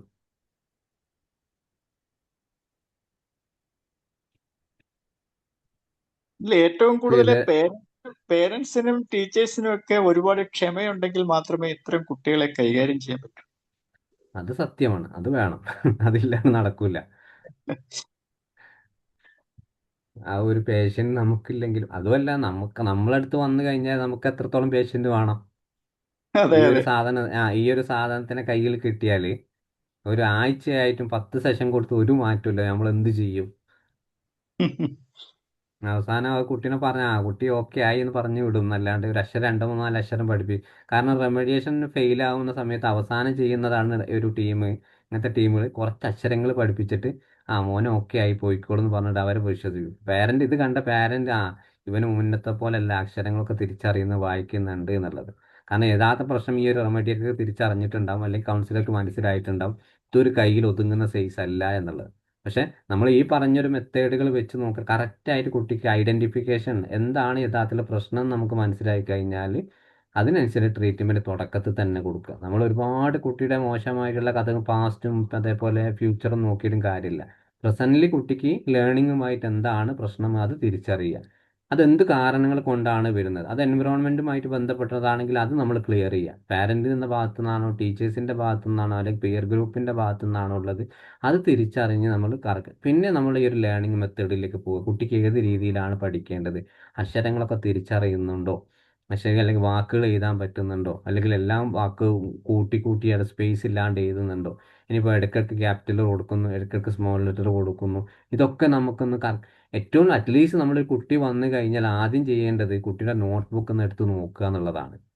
കാരണം കുട്ടിക്ക് പഠന പ്രശ്നമാണ് പാരന്റ് പറയുന്നെങ്കിൽ അവരോട് പറയാം, നിങ്ങളെ കുട്ടിയുടെ ബുക്ക് ഒറ്റം കൊണ്ടുവന്നിട്ടുണ്ടോ നോക്കുക, അത് എഴുതിയതിൻ്റെ മെത്തേഡ് നോക്കുക, കുട്ടി ഏത് രീതിയിലാണ് എഴുതി.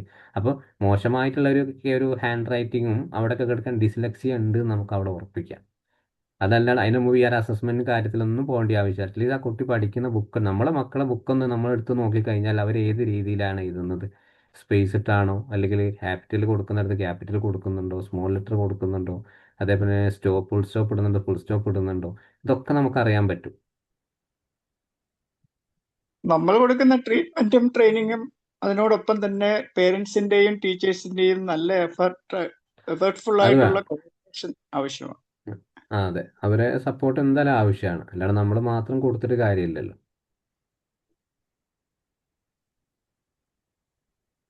Okay. Okay, thank you sir, thank you very much. ഒരു എക്സാമ്പിൾ പറഞ്ഞ പോലെ അധിക പേരൻസിനും LKG UKG എത്തുമ്പോൾ തന്നെ കുട്ടിക്ക് മാർക്കില്ല, കുട്ടി പഠിക്കുന്നില്ല, ശ്രദ്ധിക്കുന്നില്ല എന്നുള്ള പരാതിയാണ് ഉണ്ടാവാറ്. അത് ഈ അതെ, പേരൻസിനാണ് അത് വേഗം കൊടുക്കേണ്ടത്. എനിക്ക് തോന്നുന്നു നിങ്ങൾക്കും ആ ടെൻഷൻ ഉണ്ട് എന്നല്ലേ, ആ ചിരിയിൽ എനിക്ക് മനസ്സിലായി. അതിൽ അങ്ങനത്തെ ഒരു ബുദ്ധിമുട്ട് അതൊന്നും അല്ല, അങ്ങനത്തെ പ്രശ്നം ചെയ്യാതെ വേണ്ട. നമ്മളടുത്ത് കുട്ടികളെ കേസുമായിട്ട് നമ്മളടുത്ത് പേരൻസ് വരുമ്പോ ഈ LKG UKG പഠിക്കുന്ന കുട്ടികളെ കാര്യങ്ങൾ പറയുമ്പോഴാണ് നമ്മൾ അവർക്ക് പറഞ്ഞു കൊടുക്കുക. കാരണം ഞാനൊന്ന് 7 വയസ്സ് കഴിയാത്ത ഒരു കുട്ടീനെ റെമഡിക്ക് എടുക്കാറില്ല. കാരണം അതിനു മുമ്പ് ഒരു കുട്ടീനെ റെമഡി ചെയ്ത് കഴിഞ്ഞാൽ ആ കുട്ടിക്ക് എന്താ മനസ്സിലാവുക? അതെ, എടുക്കരുത്. അവർക്ക് പാരന്റ് പറയും കുട്ടിക്ക് ഒരു കുഴപ്പമില്ല, ഇത് എല്ലാവർക്കും നോർമൽ ആയിട്ടുണ്ടാവുന്ന കേസാണ്, നിങ്ങളൊരു 2 കൊല്ലം കൂടി കഴിഞ്ഞിട്ട് വരി, എന്നിട്ട് നമുക്ക് കുട്ടിക്ക് പഠനത്തിൽ എന്തെങ്കിലും പ്രശ്നങ്ങളുണ്ട്, പിന്നെ അതല്ല ബിഹേവിയർ ഇഷ്യൂസ് ഉണ്ടെങ്കിൽ നമുക്ക് നോക്കാം. പക്ഷെ ലേണിങ്ങിൽ തിരുത്താനേ പോകണ്ട. ബിഹേവിയർ എന്ന് പറയുമ്പോൾ കുട്ടിക്ക് മാനിപ്പുലേഷൻ, കള്ളം പറയാണ്, അല്ലെങ്കിൽ എന്തെങ്കിലും മോഷ്ടിക്കുന്നുണ്ട്, ഇതൊക്കെ അതെ അതെ ഉണ്ടെങ്കിൽ അതെ. ചെറുപ്രായത്തിൽ അത് നമുക്ക് നോക്കാം. അത് നമുക്ക് കറക്റ്റായിട്ട് ട്രീറ്റ്മെന്റിലേക്ക് പോകാം. അതേ പക്ഷേ കുട്ടി പഠിക്കുന്നില്ല, ഒന്നും മനസ്സിലാവുന്നില്ല എന്ന് പറയണം. ഈ ഒരു ഏജിൽ എല്ലാ കുട്ടികളും കാണാപ്പാഠം പഠിക്കേണ്ട സമയമാണ്. അവർക്ക് എക്സ്ട്രാ പ്രഷർ കൊടുക്കുമ്പോൾ അതിൻ്റേതായിട്ടുള്ള ബുദ്ധിമുട്ടുകൾ സാധാരണയായിട്ട് വരും. അപ്പോൾ അത് നിങ്ങൾ ഇപ്പോൾ ഒന്ന് മനസ്സിലാക്കുക. അപ്പോൾ തൽക്കാലം ഇയാൾക്ക് റെമഡിയേഷനും വേണ്ട, ക്ലാസ് ടീച്ചേഴ്സിൻ്റെ നിങ്ങളെ ഒരു സപ്പോർട്ട് മാത്രം മതി എന്നുള്ളത്. പിന്നെ അധിക സ്കൂളുകളൊന്നും കുട്ടികൾക്ക് വലിയ എടുത്താൽ പൊങ്ങാത്ത ടെക്സ്റ്റ് ബുക്ക് ഉണ്ടാവുന്നുണ്ട്, കുറെ ഹോംവർക്ക് കൊടുക്കും. അപ്പൊ അത് ആ, അതെ. ചെയ്യിപ്പിക്കാൻ പേരൻസിന് കഴിയാതെ വരുമ്പോ പേരൻസ് ടെൻഷൻ അടിക്കുകയാണ്. ആദ്യം ഈ ശരിക്കും പറഞ്ഞാൽ ഈ ഒരു പേരന്റ് നിന്ന് നമ്മളെപ്പോലുള്ള ആളുകളൊന്നും പഠിച്ചിട്ടില്ല അത്. അപ്പോൾ ഈ ടീച്ചേഴ്സ് ഇവർ ഈ ഒരു ഇവരെ മെറ്റീരിയൽസും കാര്യം വീട്ടിലേക്ക് അങ്ങോട്ട് പറഞ്ഞു കൊടുക്കുകയാണ്. അപ്പോൾ ഈ വീട്ടിലെ പാരന്റ് തിരിച്ചിത് എങ്ങനെയാ ചെയ്യേണ്ടതെന്ന് അറിയില്ല. അപ്പോൾ ആ ഒരു ദേഷ്യം കൂടി അവർക്ക് ഉണ്ടാവും.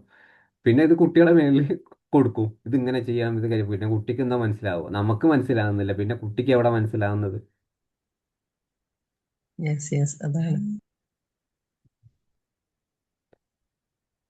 ഏതായാലും നമ്മളെപ്പോലുള്ള ആളുകളൊന്ന് മനസ്സിലാക്കിയിട്ട് നമ്മളെ കുട്ടികളെ ഒന്ന് സെറ്റാക്കി എടുക്കാൻ ആദ്യം ട്രൈ ചെയ്യുക. അപ്പോൾ അതേപോലെ അല്ലേ നമ്മൾ ഈ ഒരു കൗൺസിലിങ്ങും റെമ്യൂണറേഷനും പുറന്നുള്ള ആളുകൾ കൊടുക്കേണ്ടത്. നമ്മളെ മക്കൾ ശരിയായി കഴിഞ്ഞാൽ ഏകദേശം നമുക്കൊരു എക്സ്പീരിയൻസ് ആവും, ഇന്നത് കൊടുത്താൽ ഇത് വർക്കിംഗ് ആണ് എന്നുള്ളത്.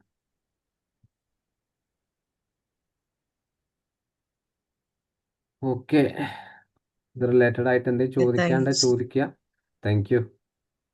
സാറ് ഞാൻ എൻ്റെ മോൻ ആ സാർ ഞാൻ ആ എൻ്റെ മോൻക്ക് വേണ്ടിയിട്ട് ക്ലാസ് കേട്ടെ. സാർ ആ പറഞ്ഞ എല്ലാ കംപ്ലൈൻസും അതിലുള്ള പറഞ്ഞ എല്ലാതും എൻ്റെ മോൻക്കുണ്ട്. ഭയങ്കരമായിട്ട് ആ മറവി കാര്യം. ഇപ്പൊ അവൻ 6th-ലാണ്. ഉം. ഇപ്പോഴും ആള് റെഡി ആയിട്ടില്ല. 6ാം ക്ലാസ്സിൽ ഇപ്പൊ എത്തിയിട്ടുണ്ട് അല്ലേ? 6ാം ക്ലാസ്സിലെത്തി. ഇതേമാതിരി ഞാൻ UKG-ന്ന് ഞാൻ അതേമാതിരി കൊണ്ടുപോയപ്പോ അവര് പറഞ്ഞു ഇപ്പോഴൊന്നും ആയിട്ടില്ല. പിന്നെ വരീന്ന് പറഞ്ഞു. പിന്നെ കൊറോണയ്ക്ക് ആയിട്ട് പിന്നെ അങ്ങനെ വിട്ട്. ഇപ്പൊ അപ്പോ ഒരു കൊല്ലം മുന്നേ തുടങ്ങി ഇങ്ങനെ റെമഡിയൽ ക്ലാസ് കൊടുക്കണ്. ഇമ്പ്രൂവ്മെന്റ് ഉണ്ട്, പക്ഷെ ഭയങ്കര സ്ലോ ആണ്. അതെ, ഒരു സ്ലോ ലേണറിന്റെ എന്തെങ്കിലും പ്രയാസം ഉണ്ടാവും. പിന്നെ അതല്ല, അവന് അക്കാദമിക്കലി റെമ്യൂണറേഷൻ കൊടുക്കുന്ന സമയത്ത് പിന്നെ സോറി. അപ്പോൾ റെമഡിയേഷൻ കൊടുക്കുന്ന സമയത്ത് അവരോട് പറയണം. കാരണം ഇപ്പോൾ 6ാം ക്ലാസ്സിൽ ഈ ഒരു അക്കാദമിക് ലെവൽ സബ്ജക്റ്റ് മാത്രം ഫോക്കസ്, ജനറൽ ആയിട്ട് കുറേ കാര്യങ്ങൾ ഒരു ചിലപ്പോൾ അവരെ ഭാഗത്ത് ചിലപ്പോൾ നല്ലൊരു ലെസൺ പ്ലാൻ ഒക്കെ ഉണ്ടാവും. അല്ല പിന്നെ നിങ്ങൾക്ക് തന്നെ ഒരു കുട്ടിക്ക് ഇപ്പോൾ 6ാം ക്ലാസ്സിലാണെങ്കിൽ ഒരു 5ാം ക്ലാസ്സിലത്തെ കുട്ടി പഠിക്കുന്ന ഒരു ലെസൺ പ്ലാൻ ഉണ്ടാക്കുക. അത് ആൾ ഓക്കെ ആണോ നോക്കുക. കാരണം 6ാം ക്ലാസ് സബ്ജക്റ്റ് ഇപ്പോൾ കുറച്ചുകൂടി ബുദ്ധിമുട്ടുണ്ടാവും. അപ്പോൾ 5ൽ ആൾ ഓക്കെ ആയിരുന്നെന്ന് അറിയാൻ വേണ്ടി നോർമൽ ആയിട്ടുള്ളൊരു ലെസൺ പ്ലാൻ ഉണ്ടായി കുട്ടി വായിക്കുന്നുണ്ടോ എഴുതുന്നുണ്ടോ കറക്റ്റായിട്ട് മനസ്സിലാവുന്നുണ്ടോ അവനെ തിരിച്ചറിയുക. എന്നിട്ട് അതിലൊന്നും വലിയ ഇല്ല, ബുദ്ധിമുട്ടില്ലേ. എന്റെ ഒരു അഭിപ്രായത്തിൽ അവനക്ക് ഒരു 3ാം class, second standard, third standard വരെ ആയിട്ടുള്ളൂ. ഉം. ഏതായാലും നിങ്ങൾ ആ റെമഡിയേഷൻ എന്തായാലും ഫോളോ അപ്പ് ചെയ്തോളി. പിന്നെ അതിൻ്റെ കൂടെ നിങ്ങൾക്ക് അവനെ പഠിക്കുന്ന ശൈലിയും ഒന്ന് ശ്രദ്ധിക്കുക. ഏത് രീതിയിലാണ് പഠിക്കേണ്ടത്, പിന്നെ സപ്പോർട്ട് ഏത് രീതിയിലാണ് വേണ്ടത് എന്നുള്ളത് തുടക്കത്തിൽ തന്നെ ആക്കി കഴിഞ്ഞാൽ ആൾക്ക് ബുദ്ധിമുട്ടൊന്നും ഉണ്ടാവില്ല. അല്ലെങ്കിൽ കുറച്ചുകൂടി ഒന്ന് ശ്രദ്ധിക്കുക. അതാകുമ്പോൾ കുറച്ച് ആൾ ചിലപ്പോൾ 7, 8ലൊക്കെ എത്തുമ്പോൾ സമയത്ത് തന്നെ ആൾ കുറച്ചുകൂടിയും ആ ഒരു കാരണം പഠിക്കാൻ പറ്റുന്നില്ല എന്നുള്ളൊരു ബുദ്ധിമുട്ട് ഓനുണ്ടാവും. പിന്നെ അത് വളരെയധികം വേറെ എന്തെങ്കിലും മറ്റൊരു ഇഷ്യൂസിലേക്കായിരിക്കും പോവുക.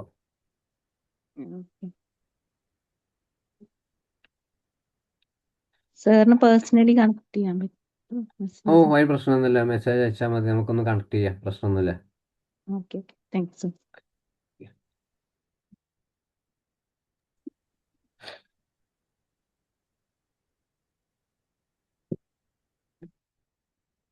നീ ആരെന്തെങ്കിലും ചോദിക്കുന്നുണ്ടോ?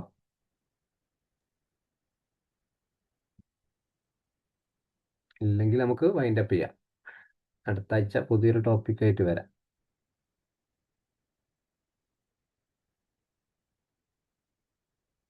ഓക്കെ ആണോ? സാറേ, പറ. ഇതുപോലെ നമുക്ക് എന്തെങ്കിലും ഡൗട്ട്സും കാര്യങ്ങളൊക്കെ ഉണ്ടാകുമ്പോൾ നമുക്ക് സാറിനെ കോണ്ടാക്ട് ചെയ്യാൻ പറ്റുമോ? ഓ, അതിനിപ്പോൾ എന്താ, അതിനല്ലേ നമ്മളിപ്പോൾ ഇവിടെ ഇരിക്കുന്നത്. ഇപ്പോൾ വേണമെങ്കിൽ കോണ്ടാക്ട് ചെയ്യാം. Okay sir, thank you. Thank you. ഞാൻ ഈ ഒരു PPT ഗ്രൂപ്പ് ഷെയർ ചെയ്യുന്നുണ്ട്. അപ്പോൾ ആവശ്യമുള്ളവർക്ക് യൂസ് ചെയ്യാം.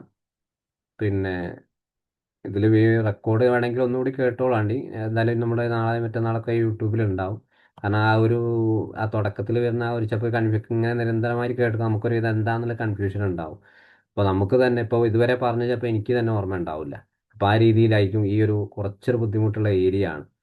അപ്പോൾ ഒന്നുകൂടി കണ്ടിട്ട് ഒന്ന് ക്ലിയർ ആയി നോട്ട്സൊക്കെ ഒന്ന് എഴുതി വെച്ചോളാണ്ടി. അതേപോലെ പ്രാക്ടിക്കലായിട്ട് പോയാൽ മതി. ABA എന്ന് പറഞ്ഞിട്ടുള്ളൊരു വളരെയധികം പിന്നെ ഒരു തെറാപ്പി ഉണ്ട്.